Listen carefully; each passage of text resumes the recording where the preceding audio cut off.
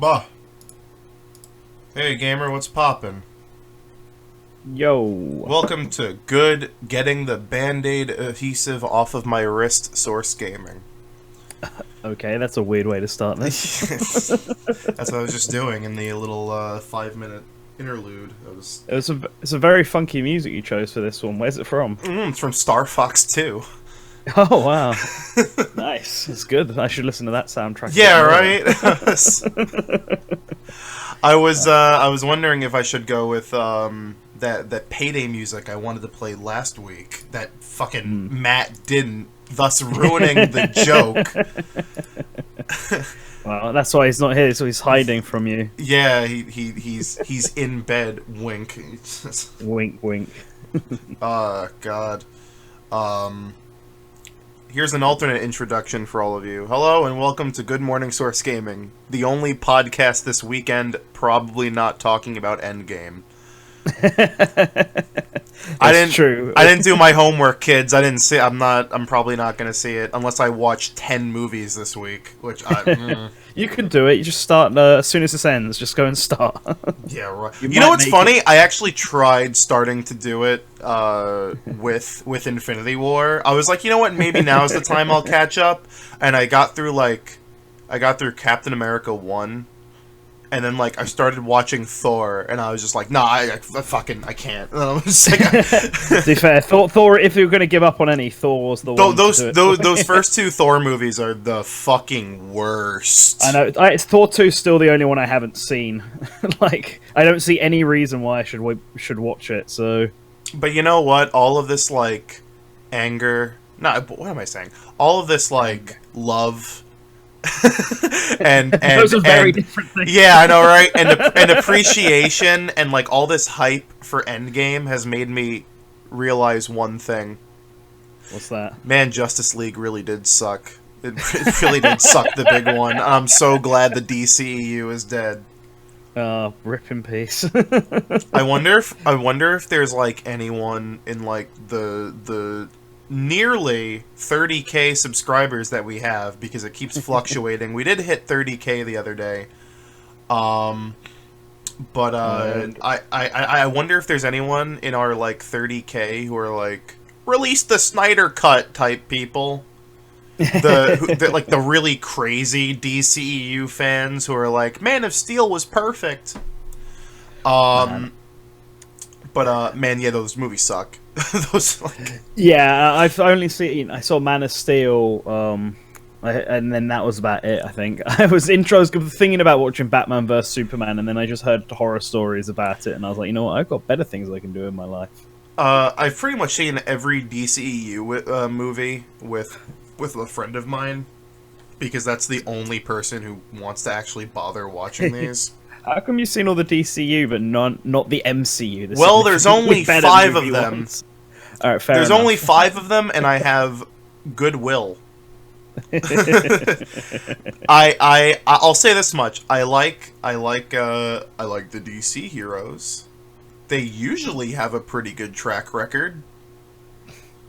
Do they? I can only think of Batman having a good. I mean, Superman had some. There is at least 3 good 80s, Superman movies. There's Superman 1, there's Superman 2, and then there's Superman 3 is hit or take. Aren't there 7 Superman movies though? There's 3 and 4, but that's not that's neither here nor there. Yeah, but then there's Man of Steel, and pretty sure there was another one, wasn't there? Yeah, but Zack Snyder, or at least I used to think that Zack Snyder wasn't a hack fraud. So I had high hopes of Man of Steel. The Man of Steel trailer looked pretty good. Yeah, I think that's why I watched it. Plus, I hadn't seen a Superman movie before that one, so I was interested. Because I've never been a fan of Superman, because the idea of a character who's just good at everything. Mr. Xanabar gets it. I like DC heroes more than Marvel heroes, but there's no denying that the Marvel movies are just better. Yeah. I don't know. See, they're just more cookie cutter. That's really about it. That's the only thing I have against them. See, before these movies, Batman was, I think, the only DC hero I liked, and then Spider-Man and the X-Men were the only Marvel heroes I liked. Yeah, that sounds about right. Nowadays, it's just Batman and Venom for me. Oh my god. DC well, I have will be better gonna. animated movies. Yes, they do. Yes, they do. I will be gonna go see. I will be seeing Endgame tomorrow. So no spoilers in the chat, please. No spoils. Don't No talk spoils. about. Don't be talk. that guy. Don't spoil that point where Thor plays Fortnite. Don't spoil that. I need to experience that myself. Oh yes, Spider-Verse was a great animated film. Although I found out the other day they're making like 2 more. They're making this follow-up to Spider-Verse, just Spider-Verse 2, and then they're making an all-female Spider-Verse. So like, the thing I'm really excited about with Spider-Verse is that apparently it plays into Sony's game of all of these fucking movies they're making. Mm-hmm. And so I really want to see Tom Hardy's Venom animated. Yes, and in these movies. If you guys haven't seen Venom, it's like the best worst superhero movie ever. Yeah, I've heard the best thing in that is the relationship between Venom and Tom Hardy. Otherwise, it feels like a superhero movie from the early 2000s. Yeah, it's great. It's oddly refreshing. It's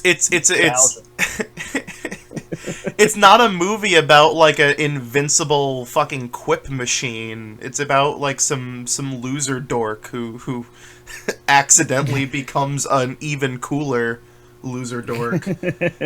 And the movie has like so many problems. It's got really bad acting. The line delivery is just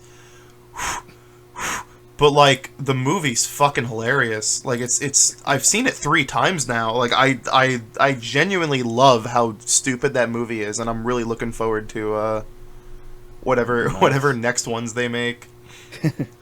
Well, it did well, Venom, really well. So they'll definitely make a sequel. But then they want to set up like a Spider-Man villain cinematic universe or something. Well, that's what they're doing. That was the whole point. It was like, can we make a Spider-Man universe without Spider-Man?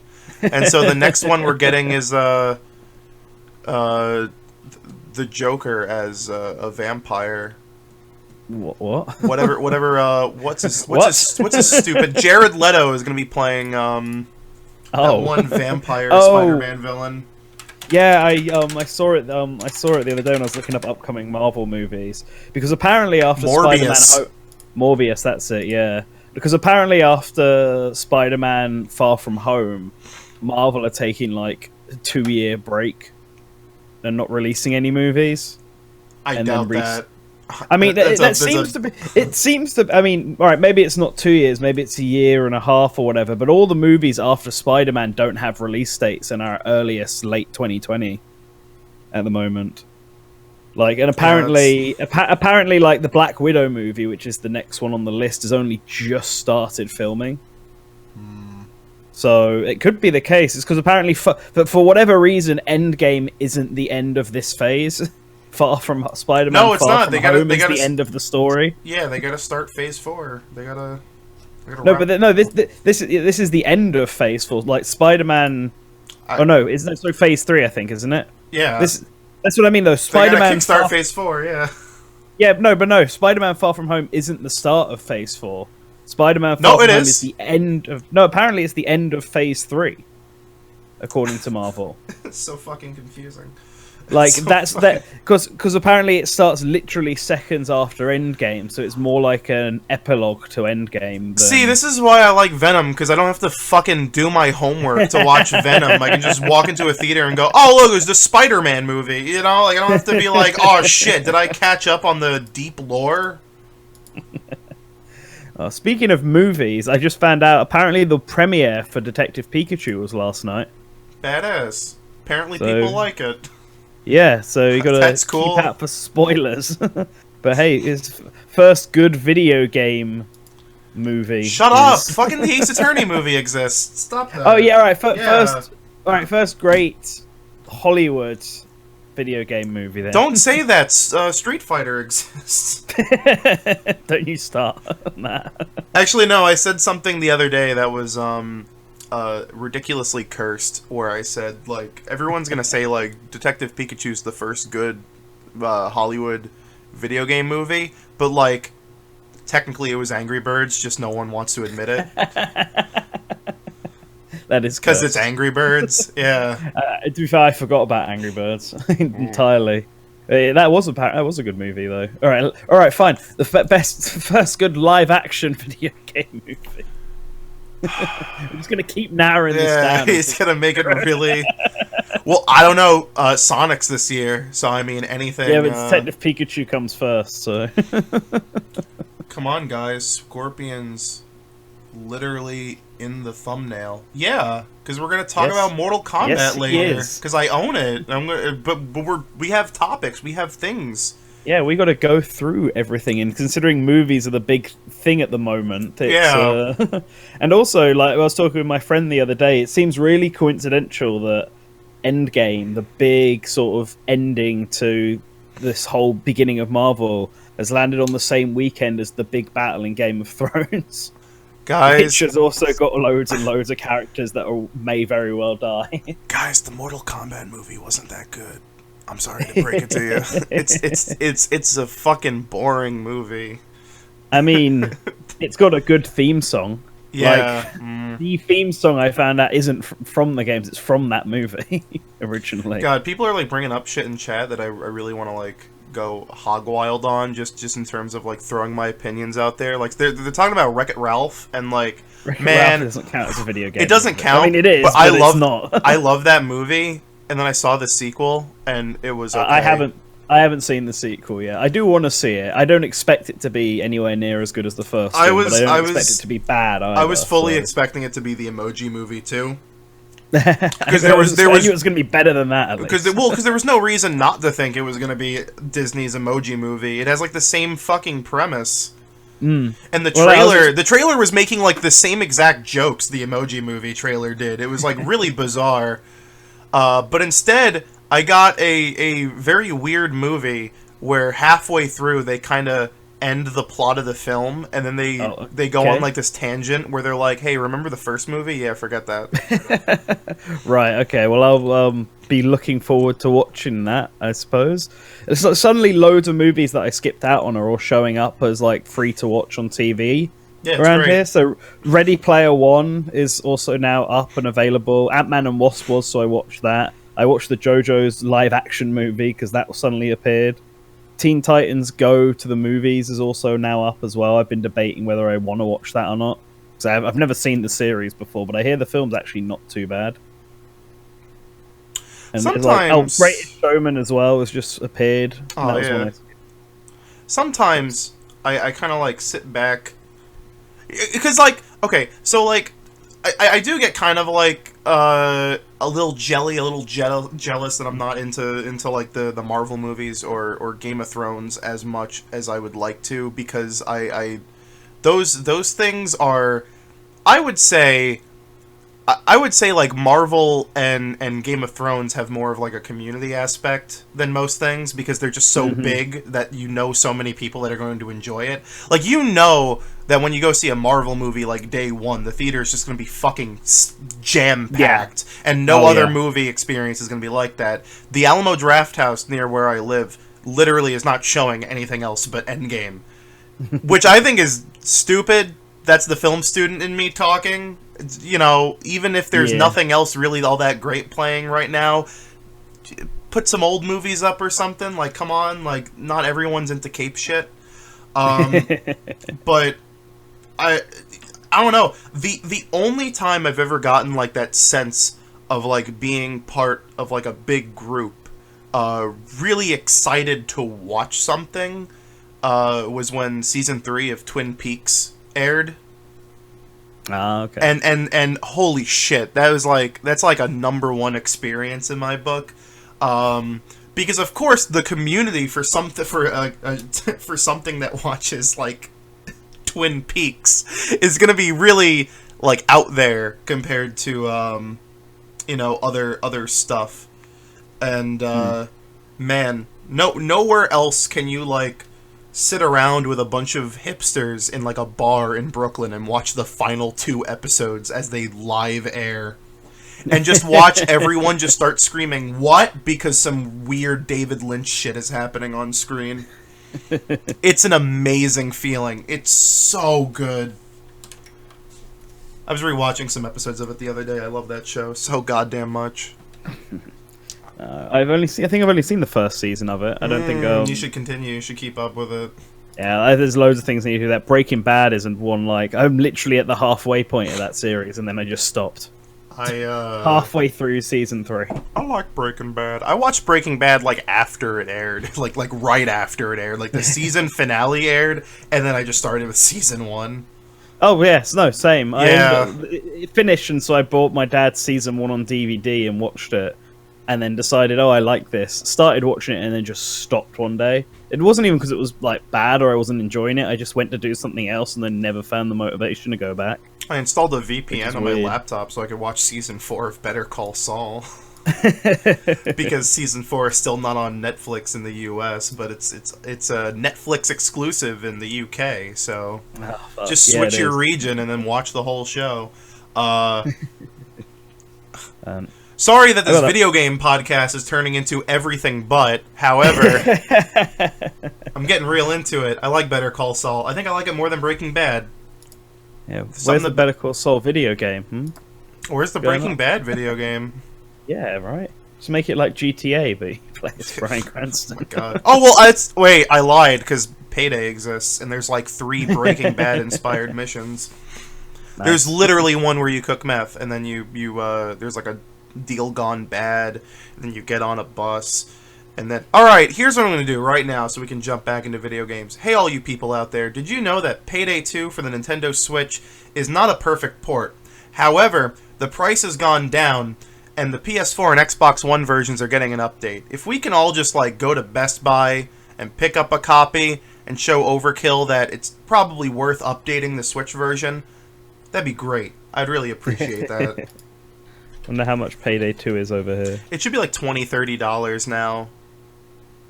I mean, I know on like the eShop, it's like dropped to like. I mean, it's still probably gonna be like 50 on the eShop, but yeah, I think if you go to like any store, it's gonna be like $30. Payday 2 Switch. And it's like a really behind port. It's like missing like 2.5 years of content, but I mean, it's still good. I like it. Yeah, it's about £24 is the cheapest I'm finding it over here, which is about get it $30, I think. Do it, get it right now. I don't know if I have that money though. Oh, you just bought a nice little fancy little new mic. What are you talking about? Exactly, which is why I don't might not have that money right now. Which, yes, how is my mic quality? This is the first time I've actually used it. I mean, Discord's probably fucking eating it right now, but yeah, probably, like, it's good. I like it. Good. I listened to a recording myself with like, and there was no background noise, and I nearly cried. It was amazing. Well, I mean, that's more to do with no, it's in the exact same. It's in the exact same place as my previous mic. I literally just took that one out, put this one in, and this one gives me no background noise. Maybe it just has like a shorter range, fantastic. Which is actually a good thing. So that's yeah, probably it's a good thing. It's the main thing is because my computer is next to it, and my old mic I think used to pick up the humming of the fan and everything. Mm-hmm. And this one just doesn't, for whatever reason, which is great. It means I don't have to waste so much time audio editing. NAK I just record shit and put it out. NAK in chat asks, want to discuss about DLC for Super Smash Bros. Ultimate? What is there? What's the Smash Brothers? What? No, but like, what is there to discuss? I mean, I guess did we like the DLC? I suppose it's the only thing I can think of to discuss. Joker has a gun. Now Kirby has a gun. Stage Builder is cool. Yeah, I actually like Stage Builder. I need to make another stage. I've only done it during that stream. I want to make an Urban Champion stage because that's the thing that's missing from Smash. God damn it. So I'll do that at some point. I've just been trying to get all the spirits is the main thing I've been doing in Smash Brothers because I just never did it. And so I've been like, because you need to get enough SP and then you got to summon them. As they're the ones I'm missing, the summon ones and then the Labo ones they've just suddenly added. Yeah. So I'm slowly going through, but I might stop so that I've got something to do when the next DLC comes out. Because like with Smash for Wii U, because I did everything in that game before the DLC, when the characters actually came out, apart from the odd playing them with friends, I didn't actually use them that much. Yeah. Whereas I feel like I've used enough of Joker doing all the stuff I missed out on, like, because I just couldn't be asked to finish it. Well, this time they had justified it. This time they had the good fortune of making a fighter's pass, so I can't not spend money on the rest of the characters because I'm already in. But yeah, I like fell off the DLC with Smash U.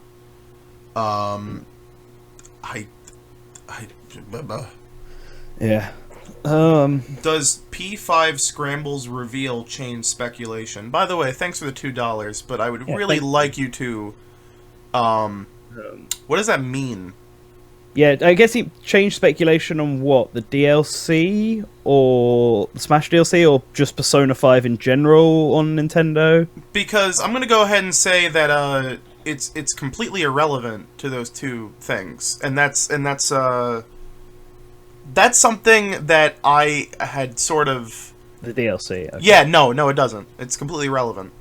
Yeah, no, I guess what people were wondering is whether... Because everyone thought Persona 5S was Switch because they thought Joker was going to be a promotion for Persona 5 Switch. But even then, I mean, even if Joker is a promotion, why can he not be a promotion for Persona 5 Scramble, right? Like... Yeah. Or Persona 5 Q2. There's no reason it has to be the main Persona 5 thing. I don't think it changes much in terms of speculation. Maybe if there was any leaks or rumors out there that was adamant that we were going to get Persona 5 on Switch, they're out or proven wrong. So yeah, if there was any speculation from that, I sort of said it in that one tweet that like gained a bunch of clout, but like the I mean I sort of like when everyone was going through that motion of like, when are they going to show Joker gameplay? When are they going to show P5S? When are they going to the concert? And I'm like, all of these things don't mean anything to anything else. They don't have anything to like. Nintendo's going to do their own thing, and then that's going to be over because they have to now focus on the next DLC character. Yeah, scheduling-wise, I don't think nothing's gonna match up like that. I guess the thing about any upcoming games is whether or not Nintendo picked characters specifically because they had upcoming games, or not. So, and yeah, I like that. I always found all of the that just like weird and unnecessary. I don't know. It's one of those things where I'm trying to get back on focus here because I was just like reading chat for a bit. But I don't know. It just like I think people need to realize that like Nintendo and Atlus and all these companies do everything on their own terms, and not everything is interconnected, and not everything, and like not everything means what you think it's going to mean. I like because it made no sense. Why the fuck would there be a direct with Persona 5 Switch in it if P5S is having its own reveal? Yeah, no, that made no sense to me. Yeah, why would they show Smash footage at a concert when they can just drop a video with all this other information that they need to drop? Yeah, to be honest, what I think it was that made people think that is that that the concert would reveal Persona 5S, and that there'd be a female main character, and then Smash would also have that female main character as a costume, and so they wouldn't want Nintendo revealing that ahead of time, so it couldn't come until after the concert. And so I think that's what got people in people's minds, because I thought that thing for a while as well. Like, you know, because Atlus aren't going to want Nintendo to be making one of their big reveals. And then I guess that wasn't the case, because... let's talk about the Best Buy listings for a second, because Phantom's bringing that up. Let's be clear on one thing. The Best Buy leaks weren't leaks. They were internal listings made for only employees to look at. And the listing simply said Persona 5... and then in parentheses, Switch. That could mean literally anything. It does not. That does not mean that it could. Like, now that we know that P5S is actually a Muso for the Switch, it is totally possible that in the information for all of these big stores, they have Persona 5 Switch because they knew something Persona 5 related was coming to the Switch, but that doesn't mean it was scrambled. There was no description, there was no release date, there was no anything. Yeah. And considering that also description also had like a Link to the Past on the Switch, didn't It also had a Link to the Past and Metroid Prime trilogy, and we still have no possible idea what the hell Link to the Past is. Yeah, like it could very well be whoever implemented that into their system just isn't someone who's very knowledgeable, knew it was a Zelda game, knew it was a Persona game, and put in what they thought was correct. Yeah, it's like you can only make listings if you're a higher up who who maybe works at marketing or something, and only employees could look at it. So it's not a very I don't know. People, I think, were just trying to point at any source that could lead them to anything. Best Buy stuff has had things in the past that have then leaked ahead of time, so everyone understandably jumps on everything that comes out, but there is always that possibility that it's a mistake, or it's someone who's put it in who doesn't actually know, or they don't have enough information. It's not. And I will say this much: as much as I'm not a crazy big fan of Persona 5. I don't know even if I what? Wait, what was this? My question is why people thought the Best Buy leaks were credible. They supposedly leaked Pikmin World and Smash Switch back around E3 2017. Maybe the Joker render that threw everyone off. I mean, that's thinking of a lot of stuff from different places, but Pikmin World's a perfect example because that was a thing on a Best Buy thing. That was Best Buy Canada, which is a totally different entity and company. Yeah. And then that's something that never happened. And as far as we know, that's just some higher up hearing down the grapevine, maybe even hearing a popular rumor at the time about Pikmin 4, and throwing it on there just to be safe. Scramble Same for Smash Switch. Scramble is coming to PS4 too, right? Wouldn't it be listed for PS4? They were in the Switch category on that page. They were looking at Switch games. They're looking at Switch games, not PS4 games. I will say this much: Scramble's cute. And like I probably wouldn't pick up a P5 port if they brought it over to Switch. However, kind of sucks they didn't. Yeah, it's a little bit of a slap in the face to people. Bigger audience, but I'm with you. I'd probably pick up Persona 5 Scramble more than I'd pick up a port of Persona 5, especially with Persona 5 the Royale coming next year. Yeah. For PS4, there's no point in me picking up the same game I already have for PS4 for Switch, if I then potentially might pick up an enhanced version for PS4 6 months later. It's just Atlas being fucking weird. Though, I mean, there might be some merit to what AShadowLink has been saying, which is they don't want to cannibalize Shin Megami Tensei 5 when that's true. Inevitably comes out. Which, true. Yeah. They just need... Now that Persona's actually made that series quite more popular, and Shin Megami Tensei 5 is actually coming on a HD system and not 3DS, I hope they can market that game well enough that it becomes the Persona 5 of the Shin Megami Tensei line. Well, hey guys. Oh, hey, it's Spazzy. It's Spazzy. You guys do not know how to get hits. The title of this video should be Avengers and Game Ending Explained. Yeah. Or maybe Who Will Survive the Battle of Winterfell. One of those two, I think, would be a lot better. Well, here's the dealio. You missed the beginning of this podcast. Yeah, you missed the beginning where I said I don't watch Game of Thrones or Endgame, so I'm just going to have to stick with what I actually did this week, which is played Mortal Kombat and played LABO VR. I've watched Endgame twice. I'm so sorry. I mostly watched it a second time to make sure other people couldn't watch it that time. Did you have to hold your bladder in? I don't understand that. I've done many things in my life. I don't normally pee every hour and a half. Yeah, if that's a problem for you, you might have a urinary tract infection or a kidney problem, and you should probably get it checked out. It's like the fucking John Mulaney bit where it's like, how many times do you pee a day? Like 11. It's like. Yeah, I don't know. You guys don't drink enough, clearly. It's yeah, that must be why I'm always tired. But it's funny because I want to get back onto the topic of video games, but I don't. Shut up! video Shut up! I'm gonna games. I'm so fucking tired of punch it. you, Spazzy. I swear to God. Yeah, you and your hipster bullshit. Whatever. Go on. But no, because I was like, I don't know. I was talking to a friend, and I had this really weird conversation where I'm like, I've never been watching a movie that's like really long, and then had to go, all right, pause this. I gotta run to the bathroom. It's just like it's just never happened. Either my body's like totally in sync with what I'm doing, or just like 3 hours is nothing. I think it's different for different people. I mean, at work, I used to have a coffee every morning when I start, and then I would go to the toilet about 3 times before lunch. Yeah. So I definitely can't drink anything before going towards this movie. This is all speaking to me right now. It's not that bad. I'll be seeing it tomorrow, so no spoilers, please. Oh god. But Yes. back to Yeah, my back to non-spoiler video review.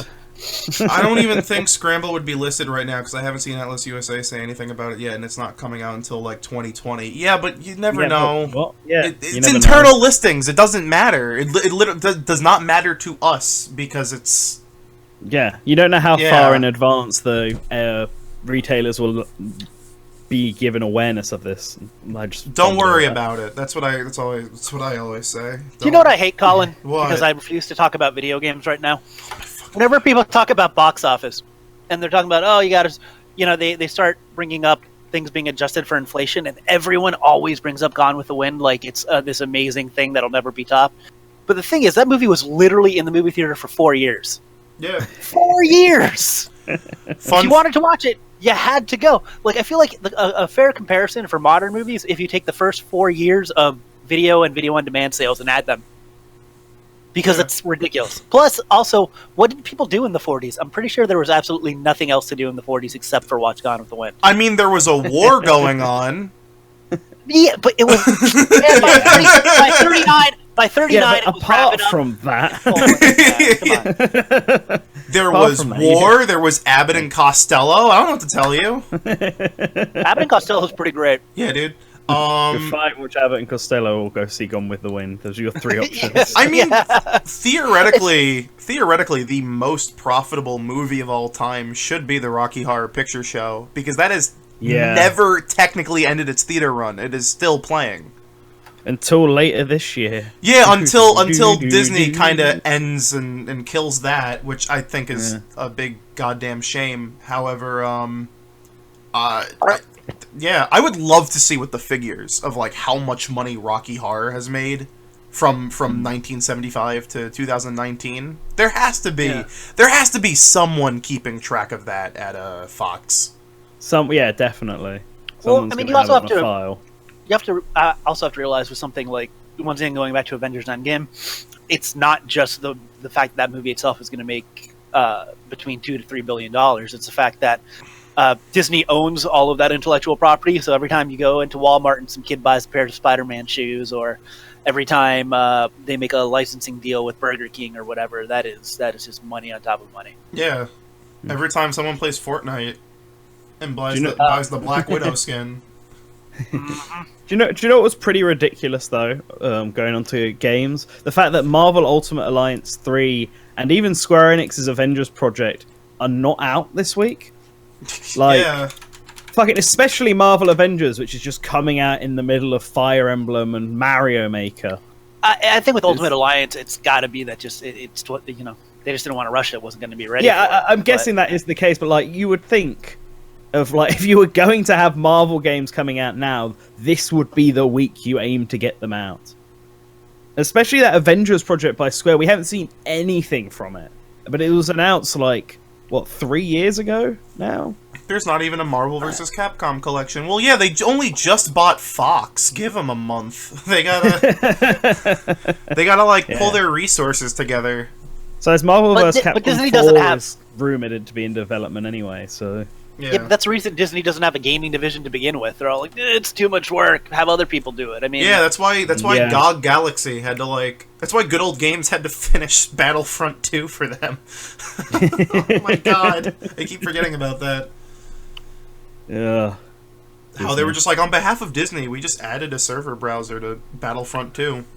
I'm pretty sure Disney's going to have 5 movies that break $1 billion this year. which is Yeah, kind unfortunately.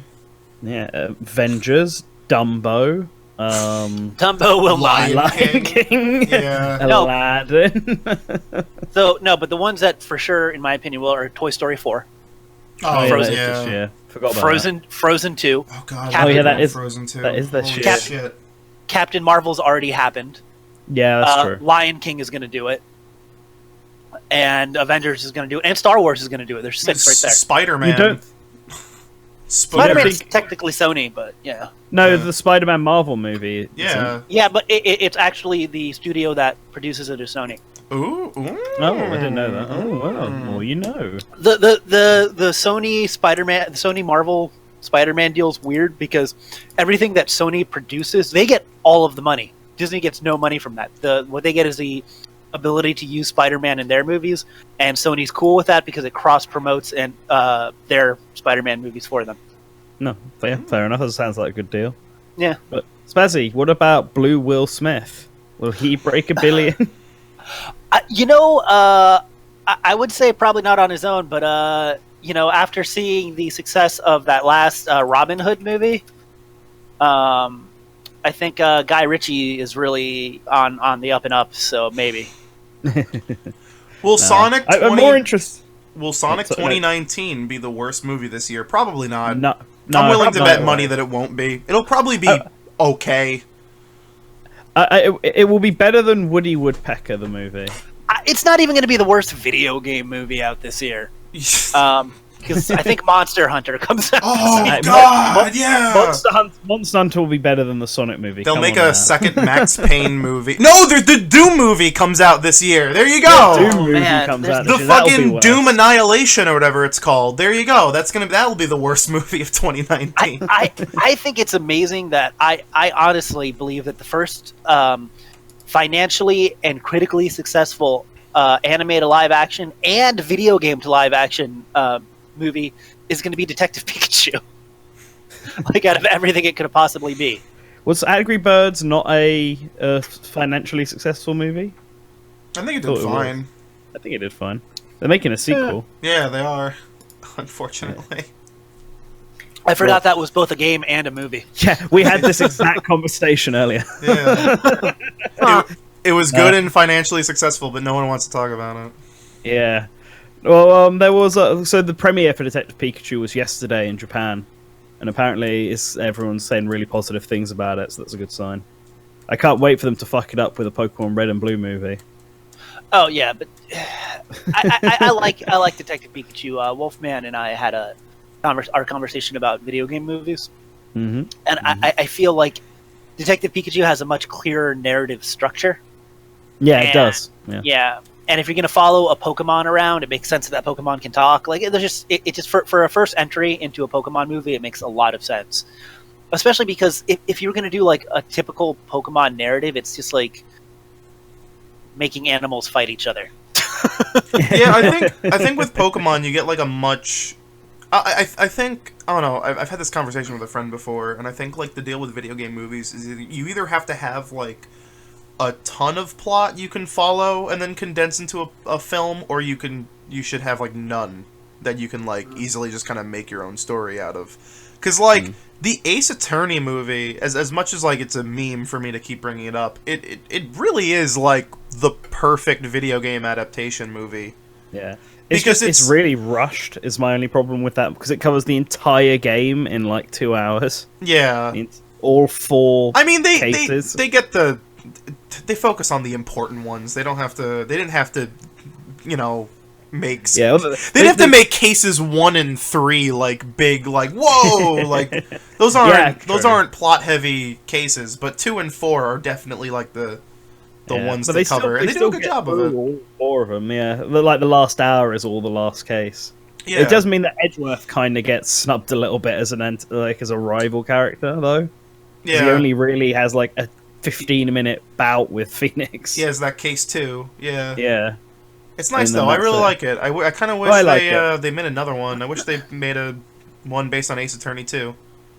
Yeah, That'd no, be that could cute. have been good. They kind of hint at it at the end. They have They have the guitar villain from Ace Attorney. Well, they have that.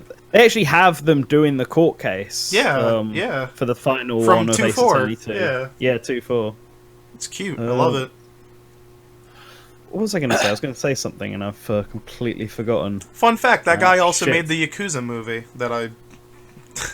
That just exists. Wasn't there a live-action DOA movie? Yes, Yes, there is. by Live Uwe action Boll. Dead or Alive by Oh, I need everyone's to. favorite. He also did a live-action Far Cry movie, Mm-hmm. and there's also like a foreign Far Cry movie as well. Somebody asked who we think the next DLC character is. I don't know. We should just have a section on each show where we just say it randomly. We just say a random video game character. I don't know. It's really hard to talk about Smash. The same thing every week? Yeah. Well, that, and it's really hard to just talk about, like, what out of thousands of video game characters could be the next one. This episode's DLC character is Angry Birds. There you go. There it is, folks. I still believe Erdrick's coming, and it's funny that people are like that one leak was deconfirmed. I'm like, half the reason we believe the leak is because it said Erdrick. It wasn't into it. It's just, there's data mining, guys. It's just it makes sense. Also, if you go back to our video, the one that you put out, NantenJex, that we all voted on for third parties.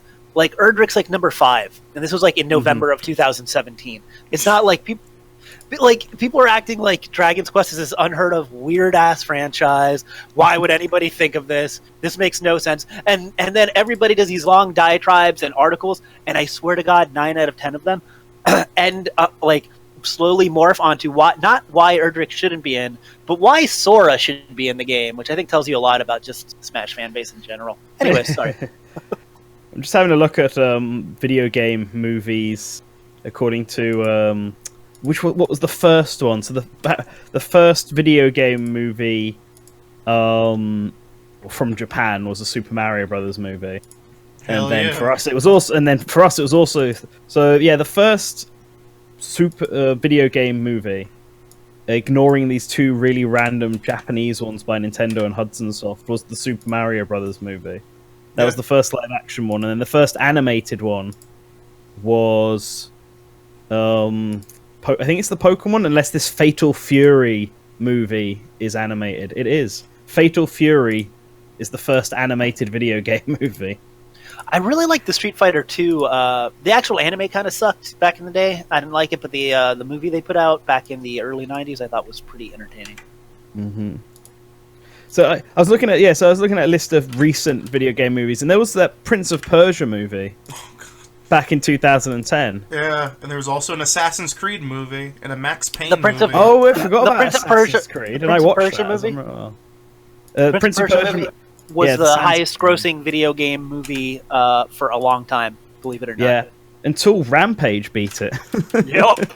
Hey, I like that movie. Although, actually, Warcraft is still the highest grossing video game movie of all time. Only above Rampage. Oh, yeah, because every person in China went and saw it. Yeah, yep. But like Metacritic score, Warcraft is on 32 and Rampage is on 45. So... I like the Warcraft movie. I like half the Warcraft movie. That's holy shit. This oh my god. So the Metacritic scores, right, for the live action video game movies, actually I'm just gonna, in fact all video game movies that have been on Metacritic, the highest is a 58. Can you guess what game that is? Resident Evil? Nope. Tomb Raider? Nope. Kawlun? Street Fighter? Nope. It was the first Mortal Kombat. Oh, God. The first Mortal Kombat is literally a campy remake of Enter the Dragon, and it's pretty great. Like, it's not a good movie, but it's a very entertaining movie. It's got a 58 on Metacritic, and then the next one is Prince of Persia with a 50 on Metacritic. Those are the only 2 that are positive on Metacritic of all video game movies ever. Detective Pikachu is going to blow literally every single one of these out, but it's still quite funny. But when is this Tetris movie that they announced ages ago going to come out? I want my Tetris trilogy.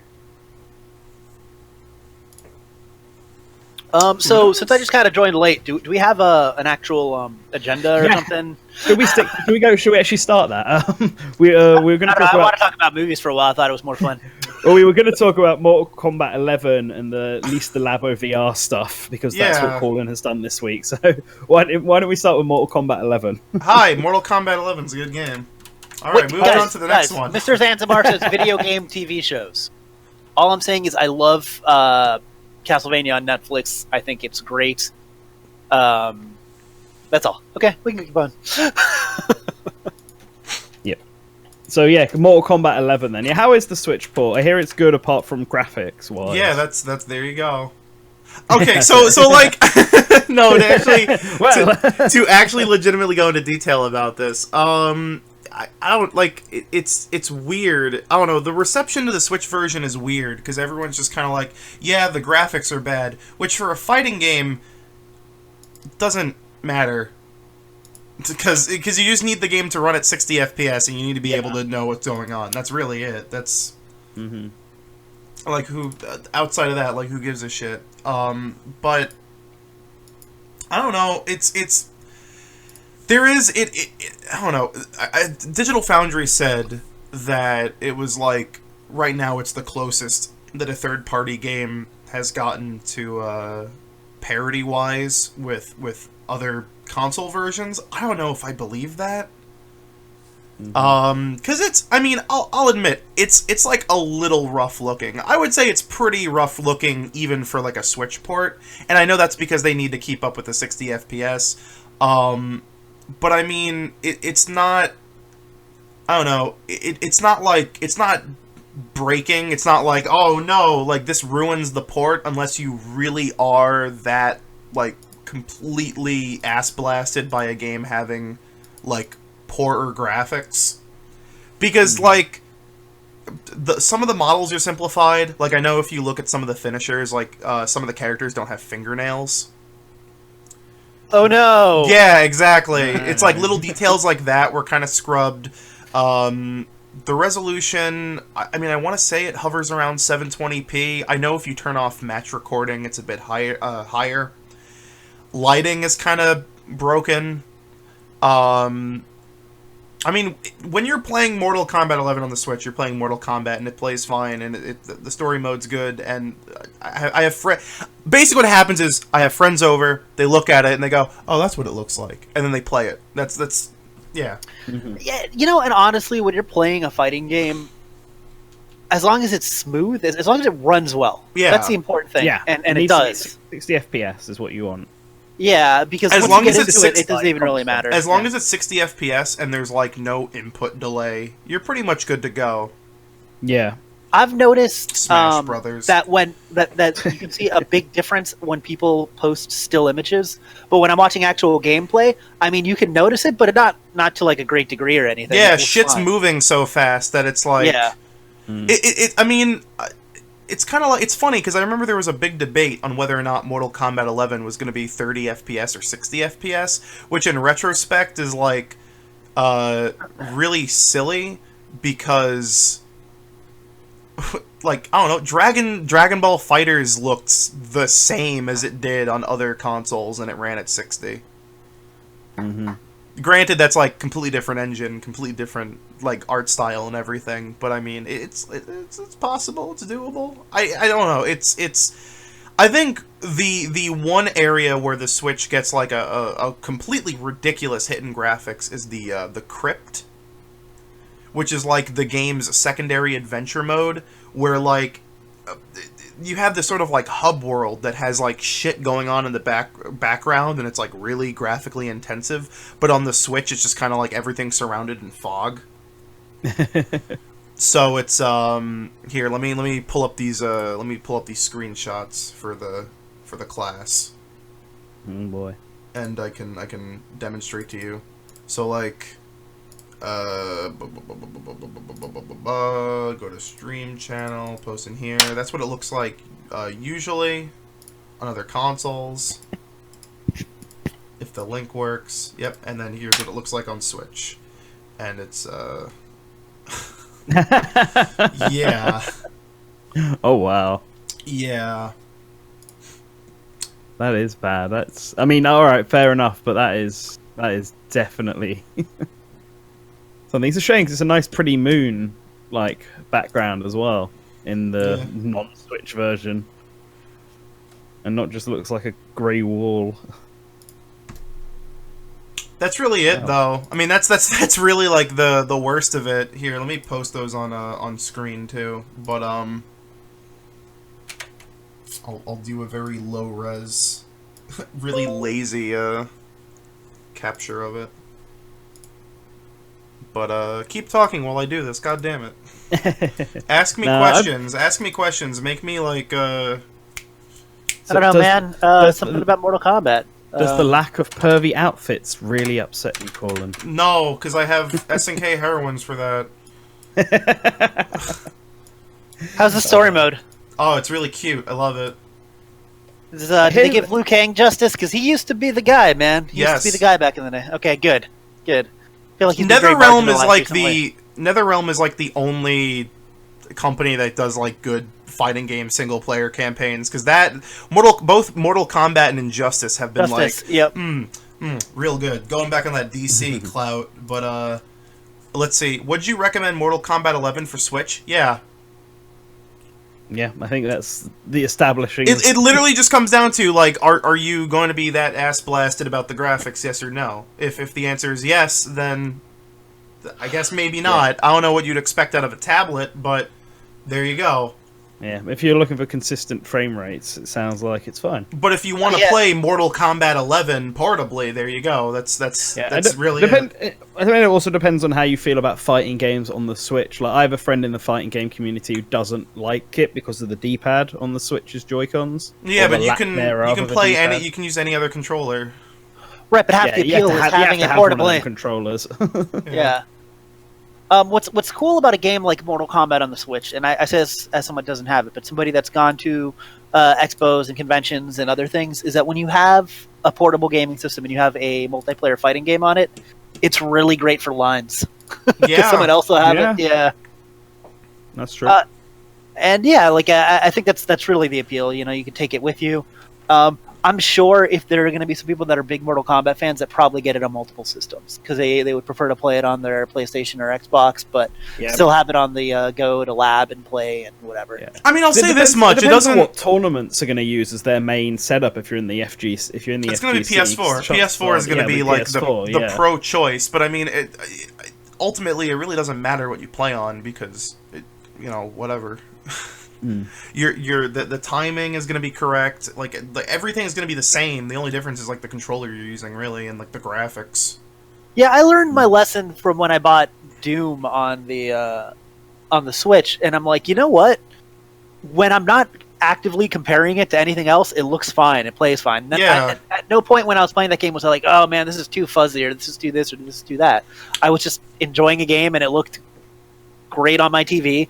And yeah, if I put it on my PS4 after, or especially if I put it on my PC, it would look a lot better. But I don't know. Maybe I'm not as sensitive to graphics as some people. So no, I think it's just that like it's just the way the Switch is built, and I don't know. Like Digital Foundry is a cool company, and I like Digital Foundry. I hate Digital Foundry's comments. The comment section on Digital Foundry video is the worst thing ever. But I think people really take for granted how like video games and like eyeballs work, because of course it's really obvious when you're looking at like Digital Foundry blow up like a single railing and compare it to one on the Xbox One X. You're like, wow, that looks really bad. But like in practice, of course you're not gonna notice it.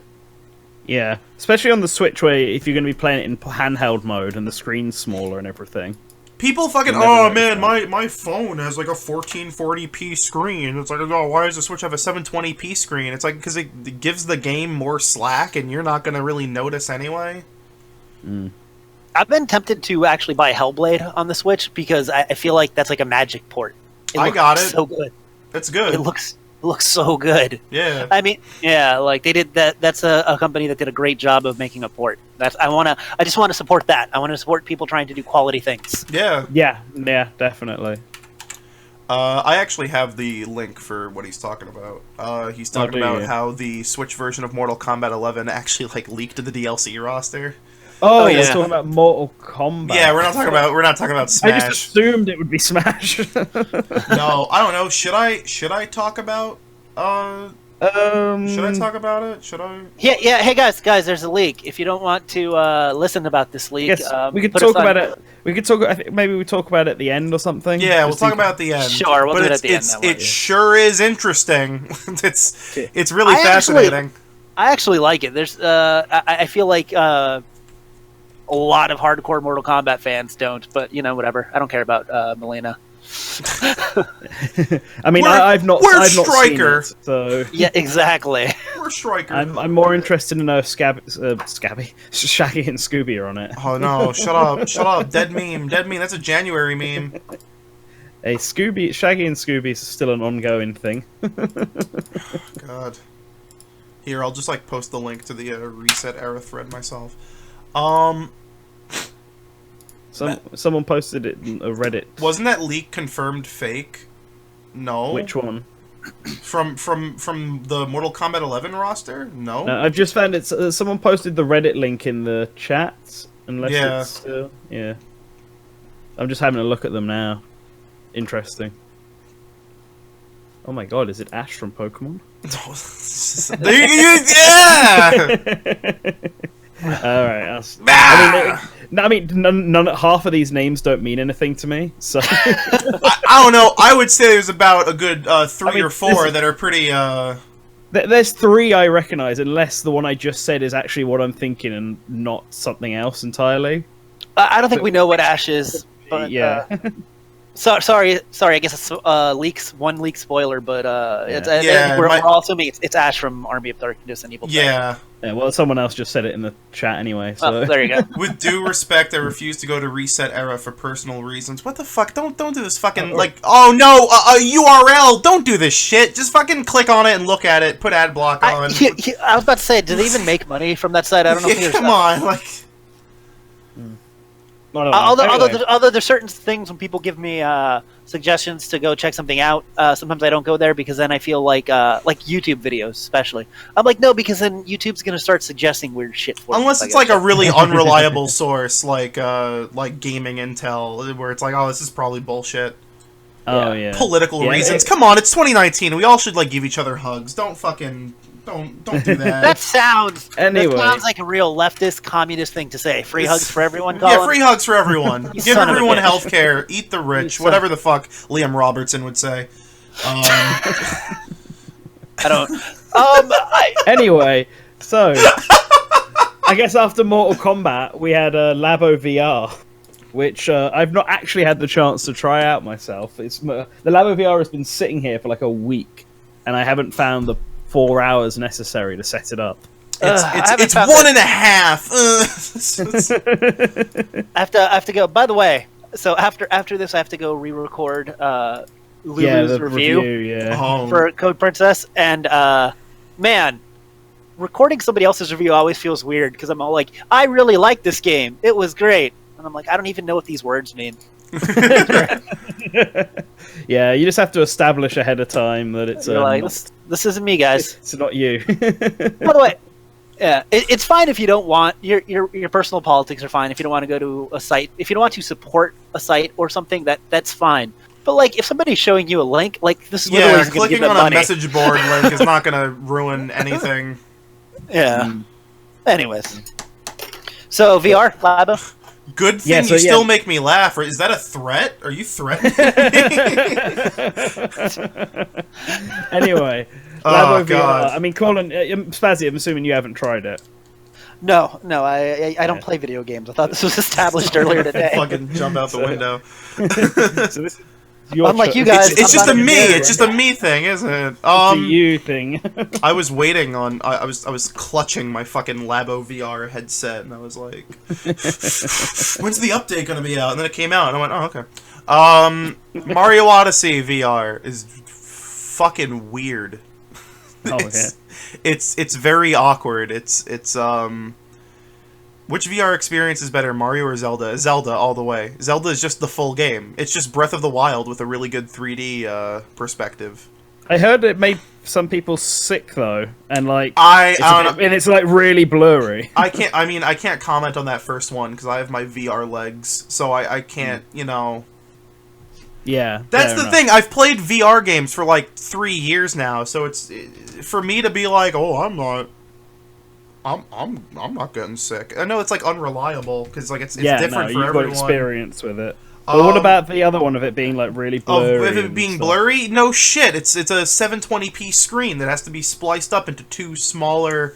Like the best way I can describe it is that Breath of the Wild looks like a blown up 3DS game when you play it in VR. Not technically, but just resolution wise. I don't know. There's something about the LABO VR.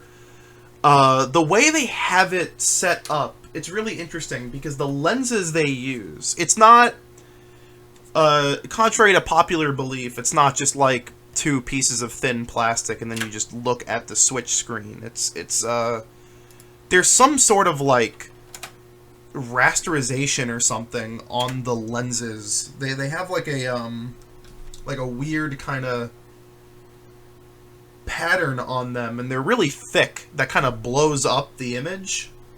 So what you end up getting is it actually looks a lot sharper than one would imagine, but you're still looking at something that's probably in the ballpark of like 240 to 360p.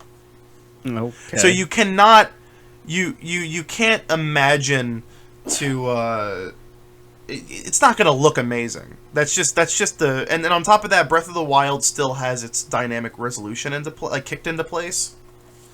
So so there's certain areas where if you have Link standing against the wall, it looks much sharper, but when he's in an open field, it's like a bit smudgier. I think the real problem is text. Text is really hard to read in the mode. It's not impossible, but you're like, is that 52 or 62 in my arrow quiver? It's really hard to kind of decipher that, especially if you have the keratoconus like I do. But how's Mario Odyssey in comparison? Mario Odyssey is, I mean, it's interesting. It's definitely the more, like, made for VR mode, where the idea is that you, it plays a lot like 3D Land, surprisingly. The idea is that you're in, like, a center point in a map, and you're watching Mario just kind of, like, move around you. You're controlling him, of course. Okay. But the thing is like, that Astrobots, but you're not moving yourself. Well, you are moving yourself because if Mario moves like off camera to the left, you have to physically move your body to the left to keep following him. Oh, okay. The resolution does kind of get a problem because once Mario moves like, I don't know, 30 feet away from the camera, he's just kind of like a red and blue mess. And it is kind of awkward to control a character who's like 40 feet away from you. And you're like, what direction am I pointed in? But, I don't know. I people have been kind of railing on, the LABO VR updates. I wouldn't say they're like necessarily terrible. Again, it might just be that my tolerance is much higher because of years of VR. But I mean, I was doing like a boss fight in, or not even a boss fight. I was just doing like a bunch of, I was running around killing people in Breath of the Wild. I'll just say that, and like it was fine. It worked. Yeah. Okay. I think LABO VR is meant more for short gaming sessions, anyway. Yeah. Yeah. That's why it does. That's why it doesn't have a head strap. There you go. That's it. Yeah. It's cute. I mean, if you have LABO VR and you have Breath of the Wild, all right, that's it. Pack it up, guys. We're done. It's if you have LABO VR and you have Breath of the Wild, it's like the coolest thing they could have done. I'd rather they have done it than not done it at all because yeah, no hard feelings. Of course, there's no hard feelings. I'm not gonna hold any grudges against anyone in chat. And possible future for LABO, probably. I don't. To be honest, I'm not sure. I haven't tried the VR, but once I do, I'll have tried every LABO except for the robot one. And they're cool little experiences, but I wouldn't have bought the first LABO kit at all. It's definitely not worth it. The vehicle one's definitely a bit better. Like, it feels like a proper thing. And you can use the vehicle parts in Mario Kart 8 Deluxe, so at least they get some extra utility. But I can't think of... Like, they were a nice little experience, but I can't think of anything else that would justify them anymore. Maybe that LABO VR starter pack, where it's a lot cheaper, you get the VR and you get one thing, might be the better way to go about it, almost. Like, have all of the... like, release really cheaper LABO stuff. I kind of like the direction they're doing with the LABO VR, where they have like the basic cheapo headset one. Yeah, like that's what I mean. Like, have ones where you can get them all as one pack in LABO VR Set 5, or have them where you can get them individually and make it like a download or something. Yeah. I don't know. I'm just trying to think, because overall, so far, all my LABO now just sits in a big cardboard box that's too big for me to actually put anywhere, because I can't really you can't really take LABO apart once you've built it. Mm-hmm. And so it just kind of sits there in the corner. And while if I did have Mario Kart 8 Deluxe, I probably would use the vehicle kit just because, for the novelty of it. But I have no reason to go and play with the LABO house. Also, I didn't have any reason to play with the LABO house when I first built it. So. Also, by the way, the way the cheaper LABO kit works, the cart they give you is the same cart as the more expensive bundle. It just asks you which bundle you bought. Yeah, I noticed that when I plugged it in. Yeah, I mean, yeah, they. I mean, the only reason I wonder if they don't think they'd be able to do that with other ones is unless they did like a starter kit and you got less stuff in it, I suppose, and then the rest you had to buy separately. But it's what do you justify as the starter thing? I mean, it makes sense for LABO VR because it's the VR headset. I think people need to remember that like LABO is not meant to be like Nintendo's. It's not supposed to be part of the core Switch experience. It's meant for younger It's players. something for kids to have fun. Yeah. Not everything is for you. It's the fact that we're sitting around talking about like, oh, Zelda VR is a little blurry. It's like, well, to a fucking child, it's not going to matter. I'm still amazed. I mean, I'm still amazed it's running and it looks as good as it does. Like, because I expected far worse. But I imagine if I was like 12, that shit would be like the best thing ever. I'd play probably the entire game that way, even if it was really uncomfortable and I had to like lie down while doing it. It's really cool. It's really neato. Yeah, I just don't know. I don't know if LABO's been successful enough. I think the VR one will be around, and they'll keep updating games to use the VR and stuff. Apparently, the first kit sold like 1 million, according to did it? According to the recent financial thing, yeah. Okay, fair enough. I don't know if any of the others have even reached close to that. Though. The VR VR probably will, not, but the variety do well. The variety kit is like the most versatile of the bunch. Yeah, no, it's the one. Like, yeah, it is. It is, but it's also like the most useless one of the bunch because half of the stuff you would play for like 5 minutes and then never play again. Yeah, but like it's the still house cheaper one is and better. The house one is actually useless. The fishing rod one you get it through pretty quickly. The motorbike one's fine, and the piano one, if you're into music, is really, really kind Yeah. Like those two are great. The others are just It always reminds me of the Wii era. The Wii era kind of mini game compilations that they'd always do, like Wii Play and Wii Sports and all that. But you have to build a bunch of shit out of cardboard. Like they're all like small gaming experiences. None of them are supposed to be super in depth or anything. And I mean, and people complain about the building portion, but that's part of the experience. It's supposed to be like half the fun. Yeah, you know? It is meant to be half the fun, especially because you spend more time building it than actually playing the games it comes with. But I don't know. I just because we have gone through all the LABO that they had now in their initial trailer for LABO, so I'm not 100%. I mean, they might do more, but I'm personally sitting on the fact that they've done it. They've had this experience. People have enjoyed it. But I don't think they're going to keep making more. I think the VR they'll keep pushing the VR one, and they'll keep updating games to have VR. Yeah. But I don't think they're going to bother making unless they really come up with something that's like some sort of amazingly unique experience that you need to have a special peripheral for. Because I think if they do any peripherals from now on, they'll probably do it out of cardboard because it's more economical and more ergonomical as well. Yeah. But yeah. I don't want Nintendo to be discouraged, I'll say. But they won't be, because they're Nintendo. Because I feel like experimental weird Nintendo is the best Nintendo. I like that. I like when Nintendo tries to reach other markets.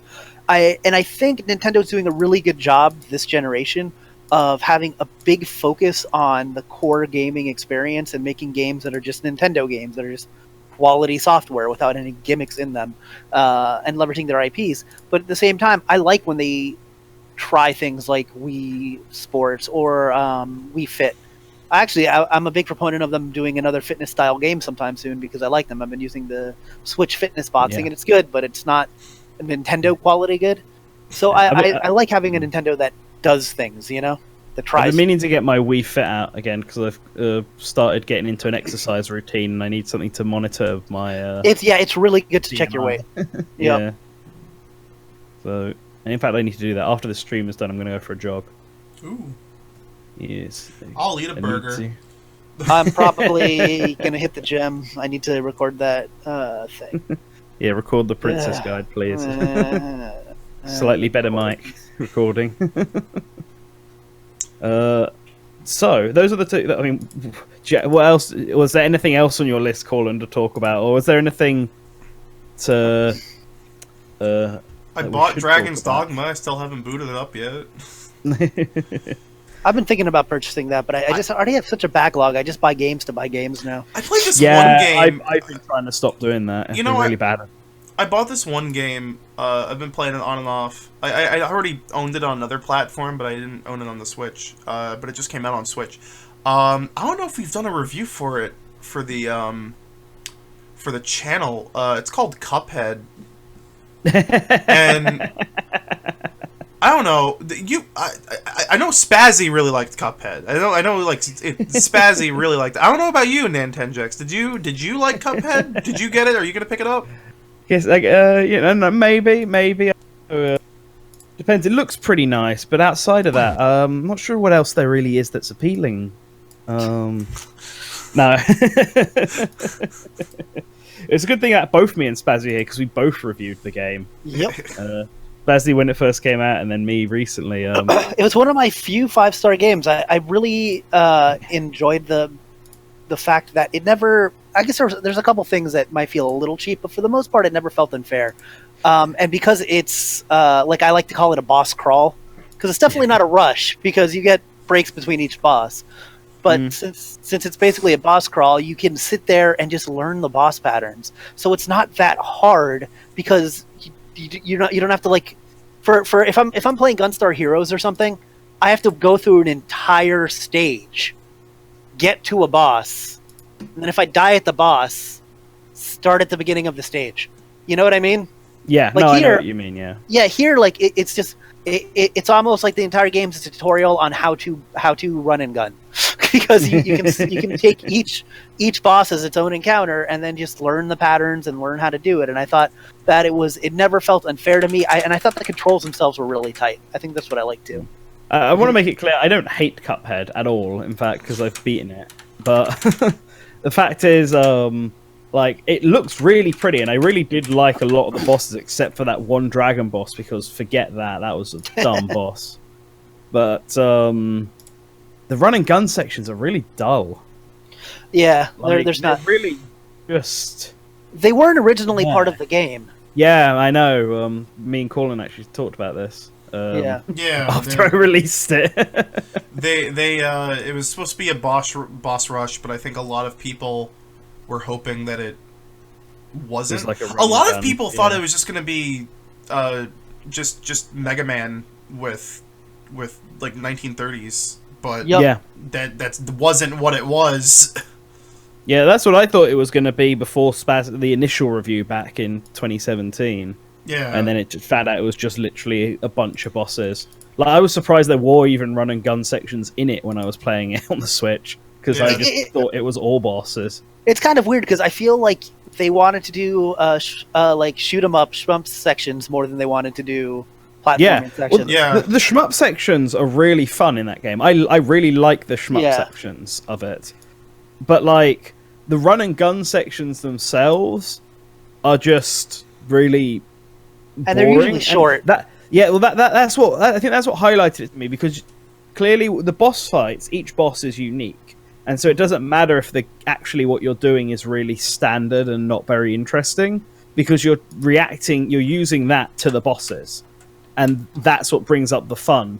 But the actual run and gun stages, because it's all pretty much the same thing, run from left to right while dodging enemies that come in the same patterns over and over and over again. Like, you start to realize how not special the gameplay is for Cuphead. Like, what you can actually do with Cuphead. And I feel like good platformers, and run and gun platformers are still at the heart platformers, to mix things up with different gimmicks. Like, oh, now you're on the top of a train, now you're climbing up a wall, this is just like, left to right, and the most Cuphead gets with that is one section on the pier stage that I hate, where you got the octopus and you have to parry off of its head to shoot like a cannon out, while dodging a billion things that just come at complete random. And I hated that.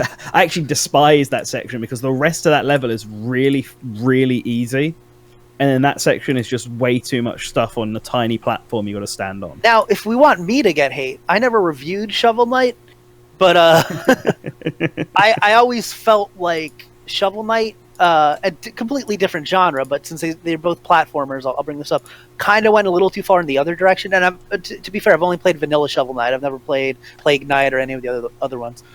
But I felt like each stage was like too focused on a gimmick. Like, they're always like, and here's like, it's been a while since I played, but I felt like everything was like, and here's the gimmick for this stage. And I know that Mega Man and a lot of other games did stuff like that, but I felt like they would mix that gimmick in within other sections of the stage. And this was just like one specific gimmick for each stage, was really felt overused to me. And I liked Shovel Knight.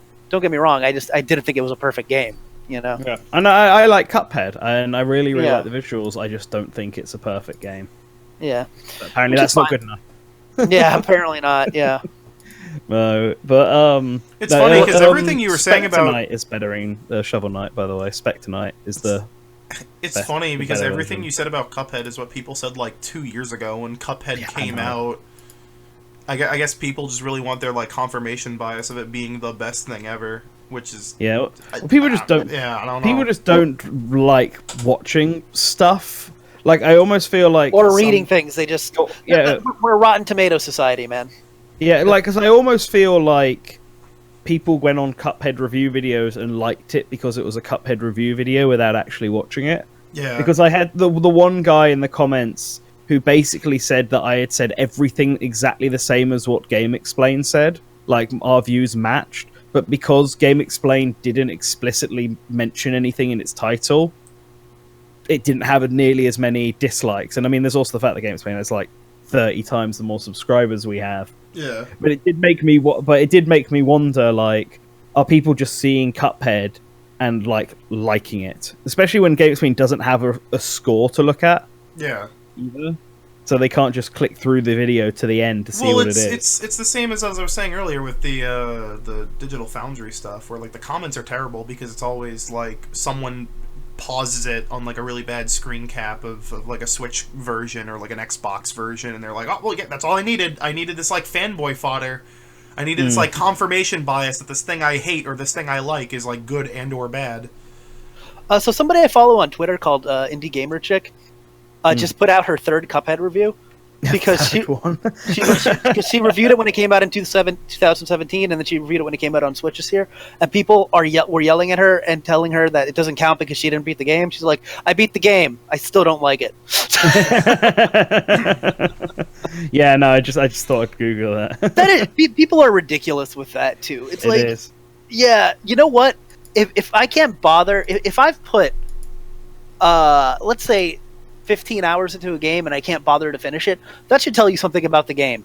Yeah. If a game can't grab me in that amount of time, then screw it. Yeah. I actually surprisingly think Sakurai summed up my thoughts on Cuphead pretty well in his column on it, where it walks a really fine line between being so aggravating that it's basically not fun to play, but being so visually pretty that you want to keep going to see what comes next. I mean, I paraphrase that. That's not. Don't take that as an actual quote he said, but that's basically the gist of it. It looks really nice, so you want to keep doing it, but it's frustratingly annoying that it makes you not want to keep playing, and it borders on this. And that is definitely how I felt, because like despite how many times I die, I kept going through it to play through it. But like, there were times like that dragon boss that's just the worst thing ever, where I physically was just like, I'm gonna stop playing this game because I'm not having fun, and I haven't had fun for half an hour now. And the bee boss as well, I didn't like that boss either, but that was less aggravating. And you know what game and not every game is for every person too. That's another thing, you know. Like I was telling people, I'm like, I beat Cuphead. I didn't think it was that hard. I mean, I thought it's a challenging game, but I was never like, oh my god, this game, I'm gonna throw my controller against the wall. Blarg. But I definitely played Resident Evil 2 with assisted mode on, because I get stressed out when I have to deal with resource management in a survival horror game. Just didn't want to do it. Yeah, that's fine. Yeah, I played. I really wanted to get into Mirror's Edge when it came out. I just couldn't do it. Like, something about that sort of 3D platforming, like, it just doesn't resonate with me. I can't. That doesn't mean it's not a good game. A lot of people tend to like it, but hate it. I know it's not for me. So that's another thing too, is that you have, like, you know, that that guy that it's kind of funny to watch it in a sad way, but the journalist who played Cuphead and did terribly during the tutorial and everything, and it, you know, caused that whole us all. Yeah, right. But to be fair, that guy apparently doesn't play platforming games. He might be really good at other game genres, you know? I don't think he played games really at all. From what I remember, he was like he did hardware stuff. Okay, you know, yeah. But they didn't have enough people to go and try Cuphead, so he had to go. That was the fucking weird thing when, like, people in the comments of the Cuphead review were like, "Well, I guess it's another review where someone says that something being hard is not good gameplay design. Oh, what a scrub!" And it's like, he never says that. Like, yeah, I never. He called the gameplay average. That does. You can't, like, judge something being too hard from someone calling something average. Yeah. Also, and this isn't for Cuphead, but sometimes a game being hard can be a negative when the difficulty comes from something like the controls suck and aren't doing what I want them to do. It's not about getting good. It's about making a better game that's more intuitive, that people can play easier. I think it just comes down to whether or not people actually like the thing, that they'll use difficulty as a mark against it. Because, like, I think like, if more people liked Wolfenstein 2, people would have been like, oh, you just gotta get good, the game's not that hard, or say some weird shit like that, but everyone hates it, so they're like, yeah, no, the difficulty balance in that game is fucking bad, because it is. It's a ridiculously unfair game, and it's I mean, it's not to say that it's, like, impossible to get through, but it's harder than it needs to be because of just really bad design. And, like, also, some people you can just kind of tell their taste. You know, like Jason Schreier from Kotaku. I disagree with almost everything he says about video games, so I just don't read his reviews. Like, yeah. Although I looked up, I'm like, what has he reviewed recently? Because I'm talking about him, and I like that the title for his Days Gone video is "Days Gone is certainly a video game." There was, like, one, I forgot who it was. I think it was, like, Motherboard or something, where they basically had, like a yup, Days Gone sure is the most generic AAA fucking video game ever made. I don't know. Someone's gonna... Is the person who yelled at us about it on comments when we talked about it 3 weeks ago gonna yell at us again? I don't know. We didn't... Back off, haters. Like... Best headline for Days Gone is still very much November's PlayStation Plus games being reviewed. Yeah, that Hard Times thing was great. Man. I hope I'm wrong about Days Gone. Like, I mean, I hope, like... I hope that if you were looking forward to that game, you will enjoy it. Yeah, I hope that if I rent it from GameFly, because I'm never going to put down money for it, I hope that when I rent it from GameFly, it gives me, like, a good chuckle.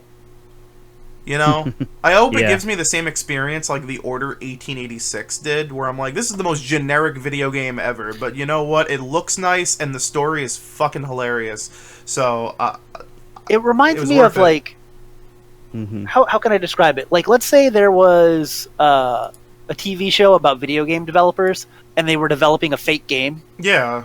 Yeah. That game would be Days Gone. Like that would be the game within the TV show world.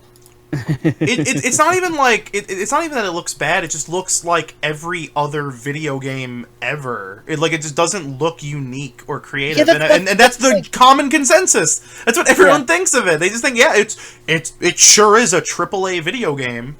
We have so many There's so many choices for games right now. There's games from 10 years ago I want to go and play that I haven't played yet. Yeah. So for a game to really grab me, it needs to do something to grab my attention. You know, I'm not going to just give every game a chance because I have limited time to game, guys, and there's so many games. I have to watch Avengers Endgame 8 times in order to make sure it passes Avatar. Stop. I mean, I had that. I think I'm done watching Avengers Endgame. I mean, I had that recently. I put on Twitter, which of these 3DS games should I play? Because I had 5 games I hadn't touched that were all games that weren't recent new games at all. I had Happy Home Designer, Project Cross Zone 2, Ever Oasis, that I just unopened. And I was just like, you know what? Maybe I should start one of these. Yeah. And I didn't start one in the end, despite it being voted for, because I ended up, by the time everyone had voted for it and I'd gotten ready for bed, it was midnight, and I was like, shit. But I will start Ever Oasis soon, because that got the most votes. But it's just this fact, it made me realise I got all these fucking games that I just haven't had the chance to play. And I keep seeing really cheap games that are really cheap. Like I saw Miitopia for about a tenner the other day, and I was contemplating buying it, and then I was like, you know what, no. Because I've already got 5 3DS games, and who knows how many DS games I haven't touched. Like, just sitting there. I should probably play them first. I think I've still got some Wii games in my backlog, so, don't judge me. One day I'll play Shin Megami Tensei 3. I have the entire history of video games on my backlog, just the entirety of it. I just have everything ever made on my backlog. It just depends on what I'm in the mood for, Goddamn. Yeah, every day 1,000 gets added to my list, and I cry. Yup. I've still never played Okami. Okami is good. I ended up playing it. Okami is why I never beat one Let's Go. I ended up playing them at the same time, and Okami was such a better game that I just stopped playing Let's Go altogether. Now, speaking of Wii games, I have a copy of Muramasa the Demon Blade that's sealed. Oh, wow. And I'm like, man, I should really just open that game and play it one day. Although maybe not. I could probably get some money for it at this point. Yeah, it depends how much stuff that goes. I saw Legend of the Mystical Ninja 2 for Nintendo 64 yesterday for £130. I'm like, damn. I'm glad I sold the original Xenoblade when it was still worth a ton of money. See, it was never worth that much money over here. Like, nope, because it actually came out there. Game, yeah. The majority of my budget that would go into buying video games has been going into buying rare. The Days Gone devs have gone a long way since Bubsy 3D. Yeah. My funds have gone into these rare CD box sets I keep buying. It's funny because I don't know, someone was asking me if I was gonna pick up EDF Iron Rain on PS4, and I really want to because I love EDF. Did you guys know that EDF 5 and Iron Rain don't have physical copies? They're digital only. Nope. That really pisses my drawers. I don't like that at all. That means I can't get discounts or anything on them. I have to wait for a PSN sale. And it is Cybend Studio that does that. So yeah, they were the developers of Bubsy 3D. Yeah. Hey, good for them. And what's EDF? Earth Defense Force. It's great. You shoot big bugs. It's got a physical copy in Japan. Yeah, but that's not in English. Are you sure it's not one of those games that you can? It just depends on your region. I'm positive. Okay. And yeah, no, and it's like it really sucks because usually when I buy games, I get them through like Best Buy or something, and I get discounts for everything. Like I just got Mortal Kombat 11 and Dragon's Dogma on the same day for like under $60 together, because Gamers Club Unlimited and like $15 coupons go a long way.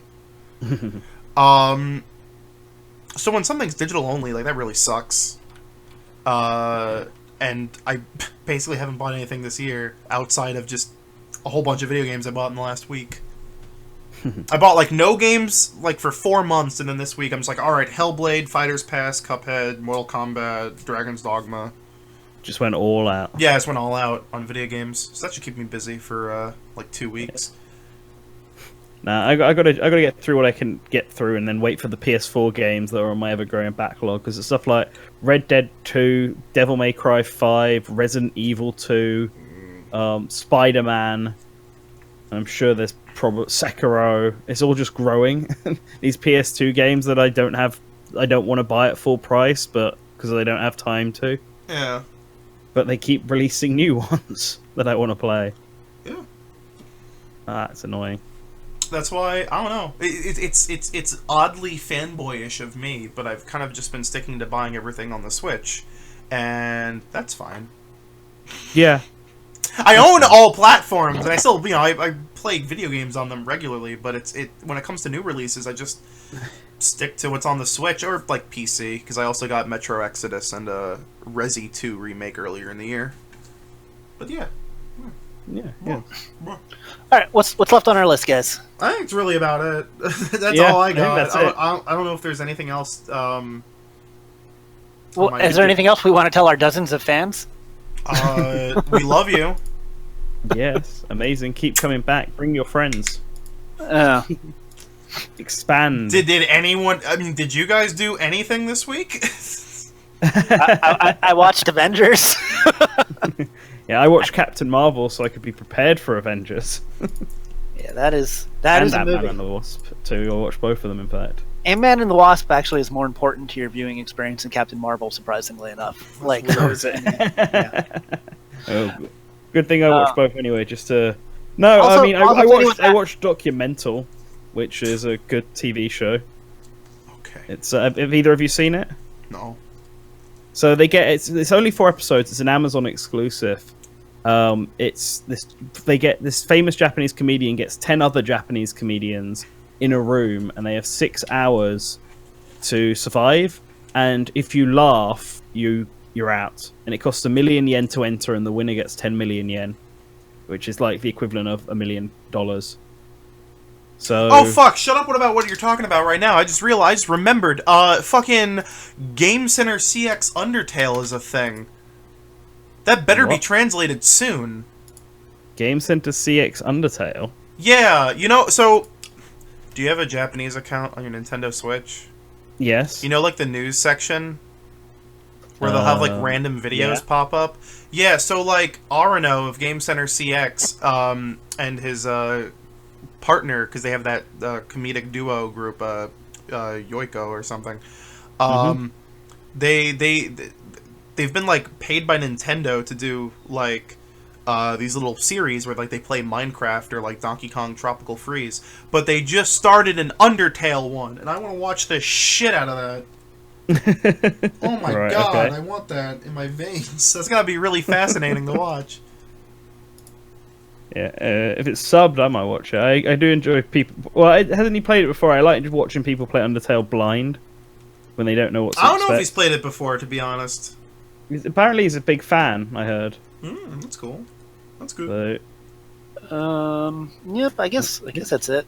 Yeah, I guess that's unless we can sit around and talk about whatever's going on today. The NFL draft, I guess. I don't know, something. I mean, I could talk about Dragalia Lost, but I'm guessing neither of you guys play it, so no.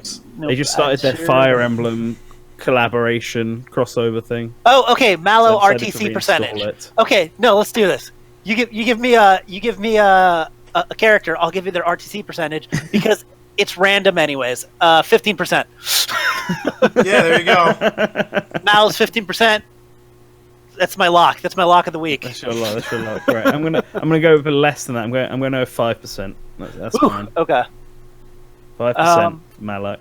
Was Mango Viking the one who gave Decidueye like a 99% or Yes. something? It's Yes, ridiculous. that was Mango Viking's mistake. Oh man. Yeah. I get people on my Simon Belmont being all like, "You suck, he's in." I'm like, I gave him like a 65%, guys, or it might have been a 60, but still, I'm like, anything above 50 means that you think that they're more likely to be in 50 than not. or above is they're probably in. Yeah, And that's like I cannot wait because I'm gonna do a re-rate for Doom Guy, and I cannot wait for the part where I go. Was I a bit too harsh on my rating of Doom Guy? No, he's not in the game. What do you want me to tell you? I was right. Jazz Jackrabbit should be like a 2%, but I'm actually gonna surprise everybody and give him a 65%. And here's the reason why. Because don't do that. if you look at Daisy Ridley's name, her entire name. Wait, okay, listen. Her entire name is Daisy Jazz Isabel Ridley. 3 of those names are already in Smash. There you go. 60 solid reasoning. Daisy Jazz Isabel Ridley. What So if they Jazz were is the only referring one to other. like jazz punk? They could be referring to the Transformer that was a black caricature in the first Michael Bay movie and then died. Yeah. They could be referring to all sorts of things, but I would say, since we're going video game characters, Jazz Jackrabbit, obviously the obvious. I'm gonna say it's gonna be really hard 100%. to keep making RTCs because Joker kind of threw a wrench into everything. Because like, it's gonna be hard to make RTCs because nobody in our video team wants to make a new intro. yeah, that too. But like, it's also just one of those things where it's like, now with Joker. I mean, as long as they're not an exclusive franchise, I guess, like, fucking anyone can get in. And he also has a real-ass gun, which then, like, widens the variety even further. Yeah. I am so tired of people being like, "Oh, but it's like an airsoft gun." I'm like, it's why still a not? fucking Tokarev, yeah, like... The whole point of Joker's gun is that it's meant to look as realistic as possible, so that people in the cognitive world think it's real and it hurts them. That is the whole point of their weapons in that game. Yeah. So they are all realistic looking, as realistic as they actually can be. Right, and the reason that Joker has realistic a gun, guns and now Kirby aren't allowed in games isn't because they're not real. It's because they promote the violence in the form, like according to parent groups and things like, oh, what if my kid wants to play as Joker and he grabs a real gun, or it's glorifying gun violence, and it still does all of those things because it looks exactly like a real gun. Yeah, well, the whole reason why it was a big thing for Smash Brothers is because the game would be played by kids, and they didn't want kids to replicate this by going out and getting their hands on realistic-looking guns and playing with them. So they tried to keep everything really spacey and feel futuristic, or like a Nerf gun or something like that. Like, that was the whole justification behind why Snake didn't use guns. Clearly that's no longer an issue. So and to be fair, that could have very well just been a side effect because Brawl was the game and Brawl was aimed at like everybody.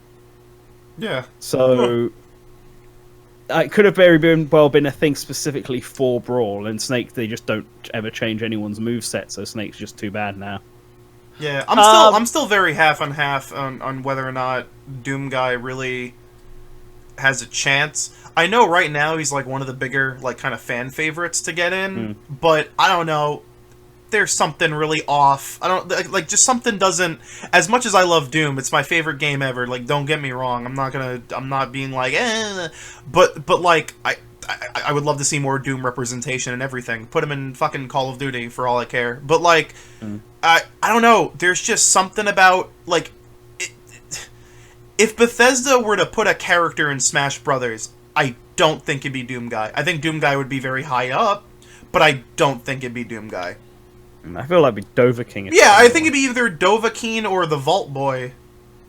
I don't know. I'm leaning more towards Doom Guy over Vault Boy, but or the Wanderer or something. Yeah, Vault Boy would be kind of amazing, but like he's not a character. Yeah, I mean, it'd be weird.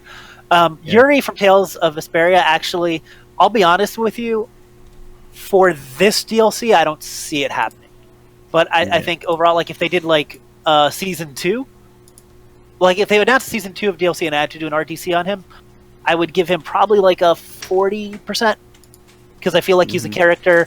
I mean, I'd have to do research first. It's between him and Lloyd, and exactly. Lloyd is the big one that was for Nintendo with Tales of Symphonia.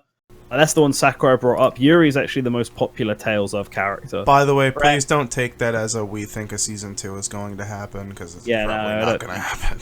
It's probably not, but anything's possible. Jill Valentine, I think if there's going to be a Resi character, it's between her, Leon, or Nemesis if they really want to go out there. It's one of those three. It's no others. It's not going to be Chris. It's not going to be Wesker. Although, it's going to be Barry. If you have Leon... If you have Leon, you don't need Chris. Yeah, I was about to say, but couldn't you just do... Chris could literally just be a costume. I mean, there's no real difference in what they can do. I suppose. He could be an Echo. It depends if they're going to do Echo as DLC or not. I mean, because the big argument with Resi characters that we've had recently is Push put out a tweet promoting Leon, and I agree with him. But then I had this really aggressive guy go at me being like, well, Leon, because I said Leon made sense because he had the biggest connection to Nintendo and was the most popular. And the most recent. Yeah, and he had but he had this big thing against me, like, oh no, Leon's not the most popular character. Resident Evil 2 and Resident Evil 4, they're not even the most successful games. Which sounds like malarkey. And I was like, yeah, but dude, like, what? It's like Leon was the most voted Resident Evil character in Japan. Yeah. And while not over here in the West, the only poll I could find was fucking Reset Errors poll, and even then, Leon came second, just behind Jill, who's second in Japan. They're the two most popular ones, and his argument was, well, Leon never gets used for crossover games, and it was just like, well, yeah, Marvel vs. Capcom 3 came out during the height of Resident Evil 5's popularity. So of course they're going to use Chris, Wesker, and Jill from Resident Evil 5. I'm going to say this. I'm not one of those people that's like, no, anime swordman, JRPG protagonist, blah, blah, blah. However, I do think that Erdrick or Luminary is really, really likely. Oh, yeah, it is, yeah. And if we get Joker and then we get a Dragon's Quest hero, I feel like if we get a Tails protagonist in that same DLC pack, that's like it's going to be a bit too much. Like it's going to be a bit too samey. So they're gonna, yeah. That's kind of what I want. I want, because there was that rumored one which has been deconfirmed that had Erdrick, Doom Guy, Ryu, and Steve from Minecraft. Yeah. If they swapped Steve for Banjo, that would be my favorite. Perfect. That would have been perfect because everything has like a different. Every character has a different feel to it. Every character would play differently. They're all from varying genres. I mean, and stuff like that. Coconut Face in chat brings up a really good point that I've been thinking about myself, which is, do you think all the DLC characters will be third party? And I think that's a thing that a lot of people forget, is that like there's a possibility of Nintendo. It's more than likely that one or two of them will be a Nintendo character. Yeah. I don't think they'll all be third party. I think people want them to all be third party, but it's possible that it won't be. I don't think people want them to be all third party. I think people expect them to be mostly third party because that's kind of, for Smash 4, all the non-veteran characters were third party except for Corrin, who was added like last minute. And I think there are also people there who have just got it in their heads that Spirit's deconfirmed characters, and because basically every Nintendo character has a Spirit, that means they're all going to be third party. Yeah. A lot of people really want first party because people still really want like Bandana D or Dixie Kong or Captain Toad. But those are not like, I feel like if we get first party characters, they're going to be from something that's more recent and not necessarily promotional, but something that has a little more hype to it. I feel like Bandana Waddle Dee is a character that I want. I mean, I put my top 10 list out not that long ago on Twitter, and Bandana Waddle Dee is on it. But he's also just not a character that's going to get a lot of hype. Like, he's like the least exciting sounding thing, like, I can imagine. Like, like a reveal trailer. He's a really great entry for a base Smash roster. Yeah. Like, he'd be a great reveal for like a new Smash. But like for DLC, I feel like they like to go bigger. Which is probably why third party make more sense, because they're all guest characters, and I think a new Fire Emblem character wouldn't be that big of a thing for DLC. I don't think Dixie Kong would be that exciting of a thing for DLC. I think third parties are, because it's more third parties or just brand new IP in general. Like if they wanted to do a promotional one and do the character from Astral Chain, I think that would get people excited. Right, which is why like something new. Like, for instance, if they were to do an ARMS character, which I don't think they will do, but that would kind of make sense because that would bring an entire new world into, Smash. Yeah, in that you'd have a stage, and because right now, we're going to get a stage and we're going to get a bunch of music tracks, and that doesn't make, it's kind of weird to get, like, a Fire Emblem DLC, and then you just have a bunch of tracks from the new Fire Emblem game and a new Fire Emblem stage that you add to the other Fire Emblem music that's already in there. It just seems a little weird. Funny enough, though, I feel like Xenoblade kind of works like that because we didn't get any music from Xenoblade 2 until we did with we got like 2 songs. Xenoblade 2, and then 2 Mii Fighter costumes. I mean, Xenoblade is one of those ones that, like, I still adamant that I feel like Smash should have, I suppose doesn't need to have, but Bandana D, Dixie Kong, a new Xenoblade character, Takamaru, Toad. Toad's the last one that really... Springman, to sort of feel like it's a complete roster, and it's got everything. And I mean, if Daisy does stick around, then Waluigi, because I still feel really weird about the fact that Daisy's playable and Waluigi isn't playable. Mm-hmm. Because they kind of come as a pair in my mind. So, but that's it. I don't think... I mean, as much as I'd like a new Zelda character, I don't think a new Zelda character is needed. Because the Triforce feels complete. The only reason I feel like Bandana D is needed is because Kirby and modern Kirby has been very 4-player focused, and those 4 are the 4: Meta Knight, King Dedede, Kirby, and Bandana D. Otherwise, because when Brawl came out, I felt like Kirby was perfectly fine as is and didn't need anything else. I feel like Zelda, I don't like to use the word deserves, but basically deserves another stage, another character. A character. And so I'm looking at stage builder stuff on my phone right now. Deserves another character and could definitely support another character, and another character would be cool, but I don't feel like it needs another character. I don't feel like one. It doesn't feel like it's missing. Yeah. But I don't feel like Dixie needs another one either, which I know might upset people, but just simply because Diddy, DK, and King K. Rool are like the original Donkey Kong Country. Yeah. So I feel like if you add Dixie, then I almost feel like you need to add Cranky or Kiddy Kong to complete that out. Now you just need more characters. Yeah, DLC is hard to say. I'm leaning towards third parties because I do kind of feel that we're going to get new IPs, and I feel like there's very few Nintendo games that aren't already represented in the game somewhere. That won't make a big splash as well. Maybe they'll do Golden Sun, and that what's funny? That's the one thing that they could add that would at the same time piss off half of the hardcore fan base and make half of the hardcore fan base super happy. Because he is another anime sword user. But he's also a first-party character that people have wanted since Brawl. Oh no, we're tearing ourselves apart. But Isaac's an assist trophy. What if they add Matthew, his son? That's fine. What if they do a random retro representative? I mean, I would be all for it. Excite Biker, yeah. Bike. Or everyone's favorite meme from the Grinch League, Mock Rider. No. Mock Rider has great music. Mock Rider has great music. Give me Urban Champion. He's the original fighting game character. You can the OG. He can't jump. He's going to be a hard character to really. He can't jump, and he has 2 attacks. But his game was the original no health bar. You were beaten by knocked off the stage. I don't know. What if they go completely out of left field? What if they do Professor Wright or something? Professor Wright. Oh wait. What? Professor Wright? I'm getting that wrong. You're talking about from SimCity. Yeah, from SimCity. Oh, Dr. Wright. Oh, Dr. Wright, I'm sorry. Yeah. Oh, that's Professor. I was confused. I thought you were getting Phoenix Wright and Professor Layton mixed up together. No. So I mean he's an assist trophy, but that would be out of left field. Yeah. A Sims character. No, I'm pretty sure Donkey there Kong are. Jr.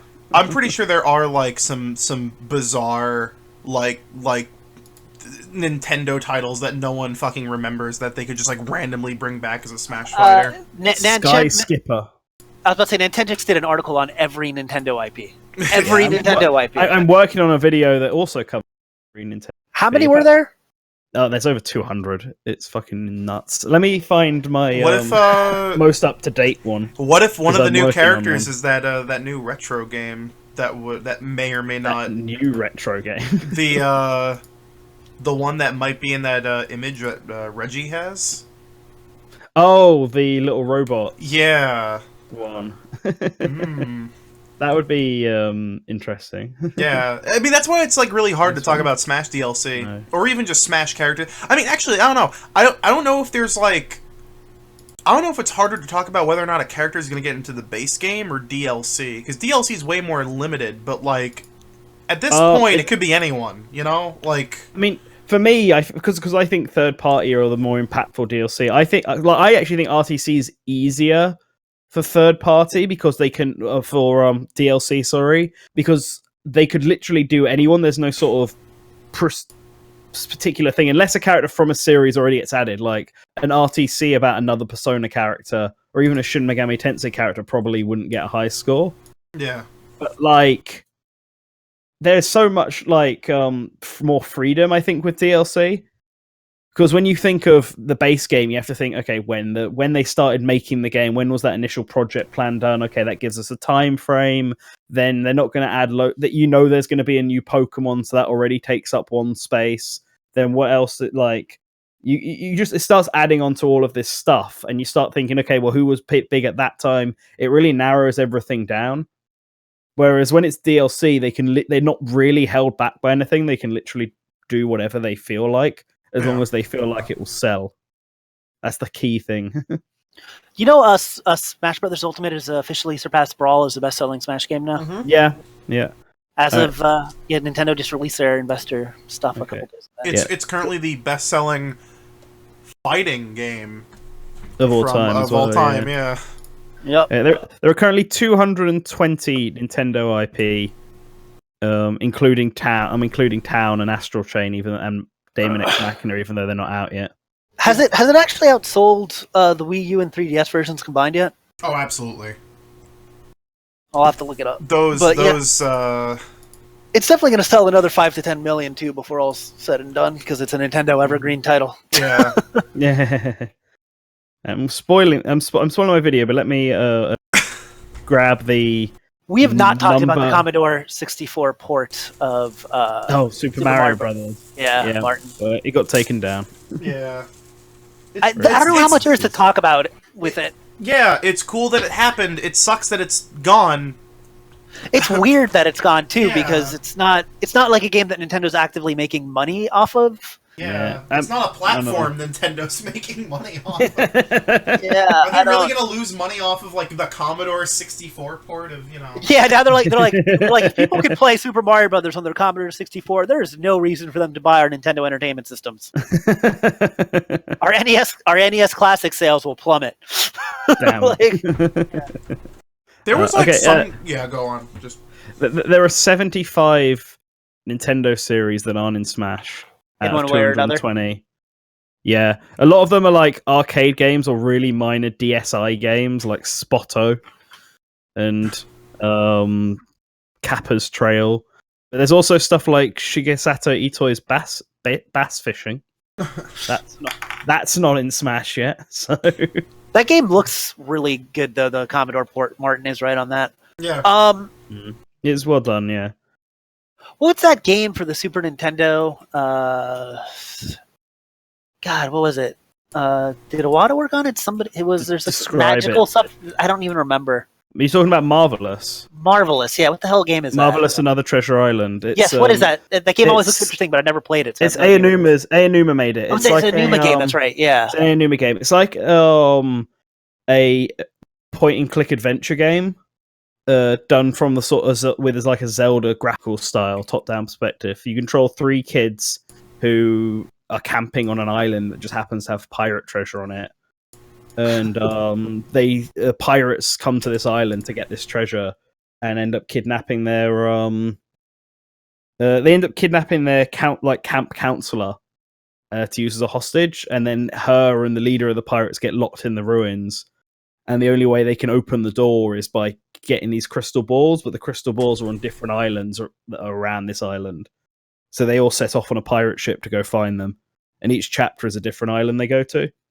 It's really good. Yeah. Yeah, I've beaten it. It is a point and click adventure game.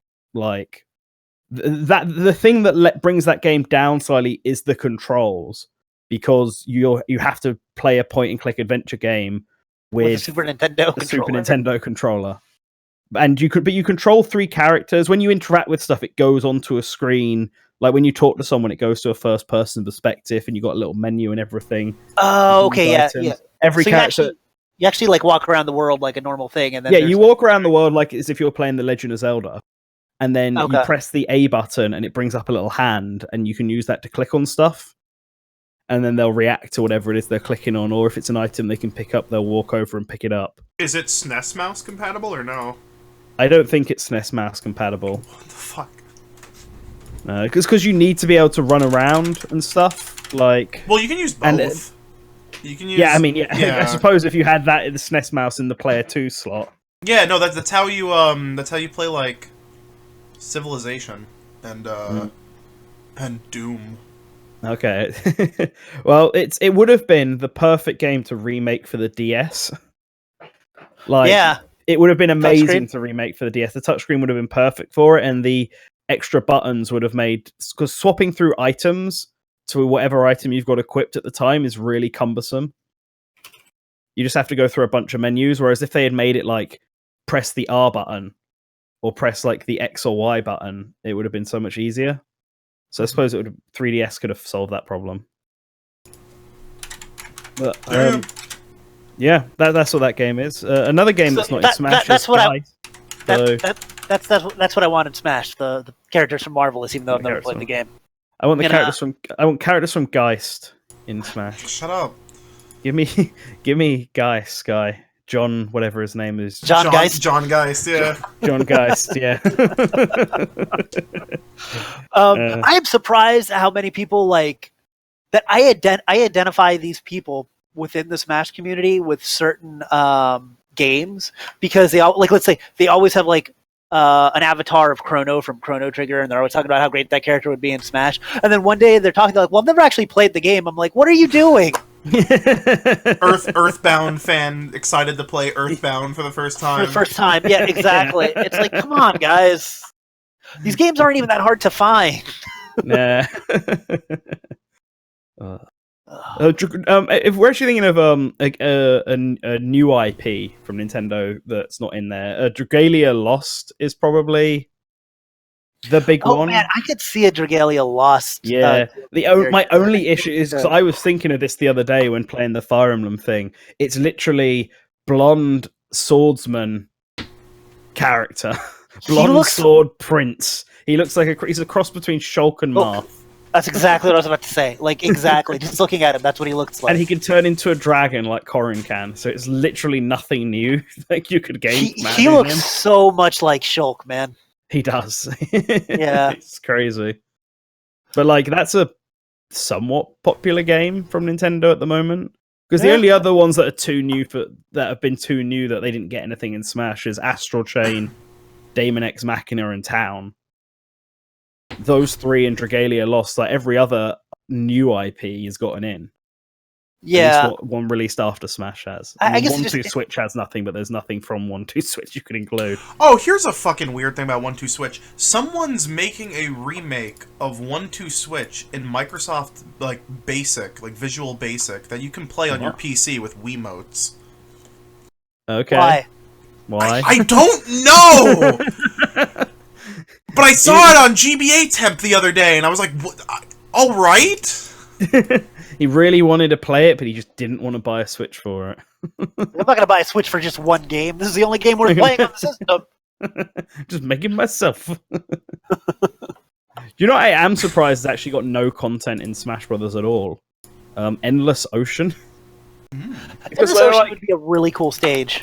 Yeah, because there are like some games like Star Tropics that people always bring up. But the problem with Star Tropics and Cruisin' USA and Gumshoe is that they're all like Western. You shut your mouth about Gumshoe. Well, it's like the greatest game ever made. Shoot the armadillo. But it's a game made specifically for the West, and for whatever reason, that just stops it from being in Smash. Despite like Gumshoe being and Star Tropics gets re-released on the NES Mini, the NES Online store. Like it's clearly not a game they've forgotten about, but it has nothing in Smash, like at all, not even a spirit. What about Codename Steam? Is that at least gets a spirit? Does it? Yeah. Who is it? Let me grab his name. Is it the main character or the main character? Where is it? Henry Fleming. Yeah.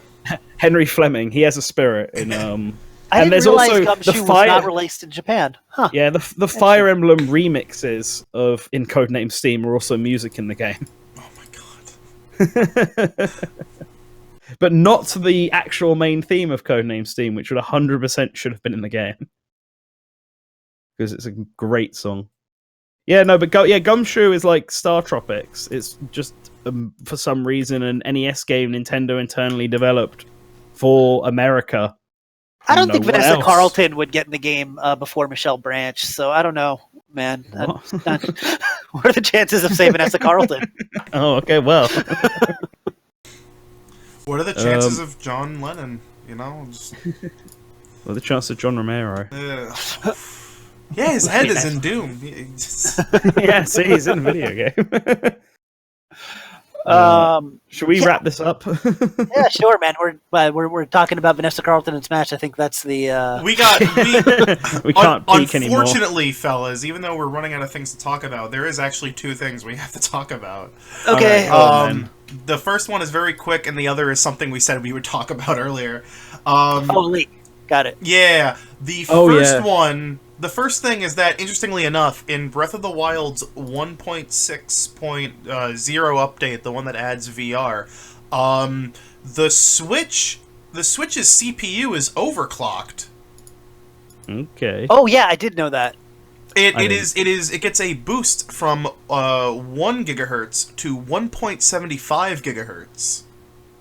But it's only in Breath of the Wild, and it's only during the loading screens, and nothing else. Right, okay. Which is very, very curious. What are the chances of Mortal Kombat for Smash Ultimate DLC? As likely as anything else on the planet. That's... Yeah. It would be cool, but they'd have to really take down the brutality of it. Mm-hmm. So, I don't know if it would happen. I could see Sub-Zero doing it, because Sub-Zero's all, like, ice attacks and stuff. Like, that's true, yeah. I always say, like, it's the same with Doom Guy, where people are all like, oh, when you take the violence out of these characters... And I always go back to this, and somebody said, well, PlayStation All-Stars Battle Royale sucks. I'm like, that's not the point I'm trying to make, though. Is that Kratos is in that game, and he still feels and acts like Kratos, but he's not ripping people in half or... and especially the original like PS2 era God of War games are like ridiculously violent. Like, that's a big part of them. Quick time events where you rip people's heads off. That's what that game was about. Anything you found in regards to the Mario Odyssey update? Nope. Let's speak about Mortal Kombat. So we're going to go to a leak. Yeah. So if you don't want to be spoilt for Mortal Kombat 11 DLC. Yeah. So, blah, blah, blah. Yeah. So the list, these are from the Switch version, because I guess whoever did the Switch port goofed. And they found a bunch of strings, including DLC strings, that include stuff like story name, environment name, and game of the year.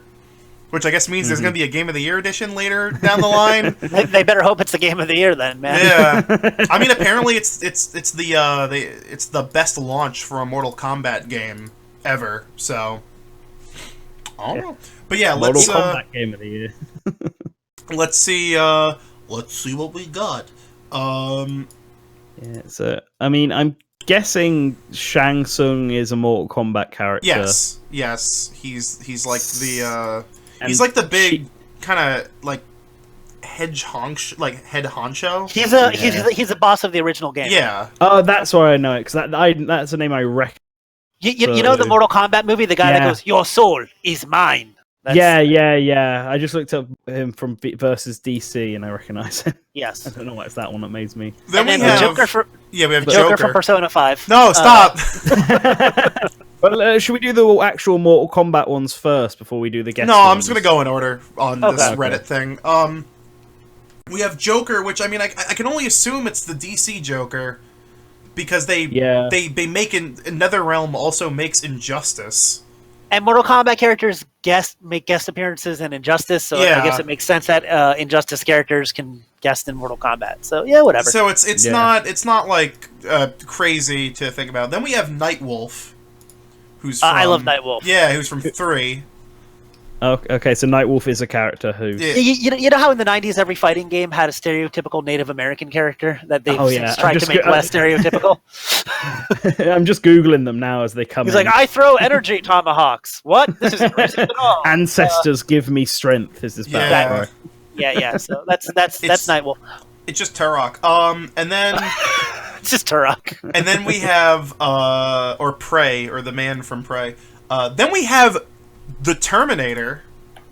That's pretty badass. Which is pretty badass. Which Terminator? Is it going to look like Arnold? Is it just going to be the skeleton? Is it going to be a different Terminator model? I imagine it's going to be a T-800 or a T-600. Probably a T-800 because the new one's supposed to be the new movie is supposed to be in line with the Terminator 2, and that's the I mean that's the one that everyone's like crazy about.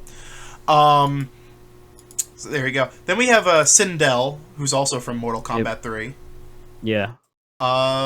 Isn't she in the second movie too? Yeah, she's in Annihilation, right? Yep. Maybe I haven't seen Annihilation. I'm just looking up art of her. Then we have Spawn, who's the cool. comic Spawn, Todd McFarlane. Yeah. Yeah, he was also in Soul Calibur. Yes. Ash, which he is the second character to be in both Soul Calibur and Mortal Kombat. Who's the first? Yeah. Kratos. Yeah. Oh yeah, yeah. That's interesting. Yeah, Kratos versus Spawn. That's a weird thing to think about. Anyway, sorry. Anyway, yeah, so that's neat. Then we have Ash, who I think everyone's just presuming to be from Pokemon. Evil Dead. Yeah. Yeah, totally. Ash from Pokemon. Exclusive to the Switch version. Then we have Fujin, which is from... Mortal Kombat 4, I think. He's from like the 3D ones that nobody cared about. His debut is in Mortal Kombat Mythology Sub-Zero. Which is like a beat-em-up game. His original sprite and then he's looks... in Mortal Kombat 4, yeah. His original sprite looks hilarious, by the way.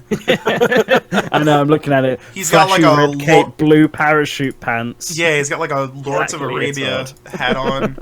Yeah, it looks like somebody wanted to cosplay Thor and the Prince of Persia and then couldn't decide, so he just said, let's do both. Next is Shiva, which also brings up a really interesting thing. Oh, also that's the last one, is Shiva, who's Shiva. also from Mortal Kombat 3. A lot of Mortal Kombat 3 reps coming back. No Striker though. You know, I'm a little peeved about that. Isn't Shiva? I thought maybe I'm just forgetting this.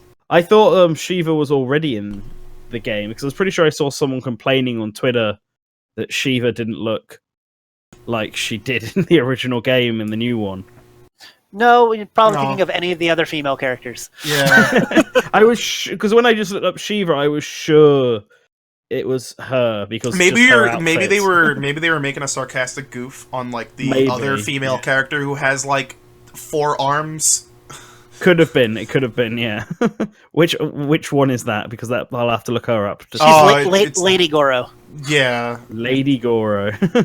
Yeah, like literally that's the one that's in Mortal Kombat 11 is because Shiva is in the story. Oh, okay. So yeah. Shiva's in the story. That's why then. Okay. It is Evil Dead because intros were found. Oh, they didn't they? They found the intros apparently for some of the characters. Like they found like the little like lines of dialogue. Oh, okay. Interesting. So it is Ash from the Evil Dead then. That's badass. That's cool. I like the Terminator a lot. I think he's a great guest character. Yeah. I think Ash is Terminator actually definitely also makes the most sense out of them. Well, Ash fights lots of horror things. He's got a chainsaw. They had a lot of horror villains before. Yeah. I don't know, but I think Ash and Terminator are my favorites out of that bunch of guest characters. Spawn's pretty cool. Joker is, I guess he's Joker. Sure is Joker. As far as the returning characters go, I haven't played Mortal Kombat 11, so I don't know like who's really missing. But Shang Tsung is always awesome. I'm interested to see how they plan on updating Nightwolf. And I don't care about Fujin. Shiva's okay, I guess. So Sindel. Sindel's also okay. I think that about wraps it up. Yes. Pretty great, guys. All right, Pretty thank good. you everybody for watching. Yep. Thank you to the Duke of Dorks for being here in spirit. That's not the right one. There we go. Thanks to Diggy Bell Jr. for being 90% of our chat this last... Yes. Been an active participant in this week's issue. We'll have to see next week. I'll have seen Endgame. So... Oh, and I won't be here. So I guess it's an Endgame podcast. Who's hosting next week? I think one I of probably you. can. Yeah, One of you. Oh man, I'm just gonna look for whatever's been trending on Twitter and YouTube that week, and just be like, okay, so first of all, let's recap last week's Game of Thrones. We'll start there. Then we'll give our non-spoiler review of Endgame, and then after 5 minutes, we'll be like, okay, guys, now it's spoilers. So if you don't want to, ending this now. I'm ending this now. See you later, everyone. See you later, guys.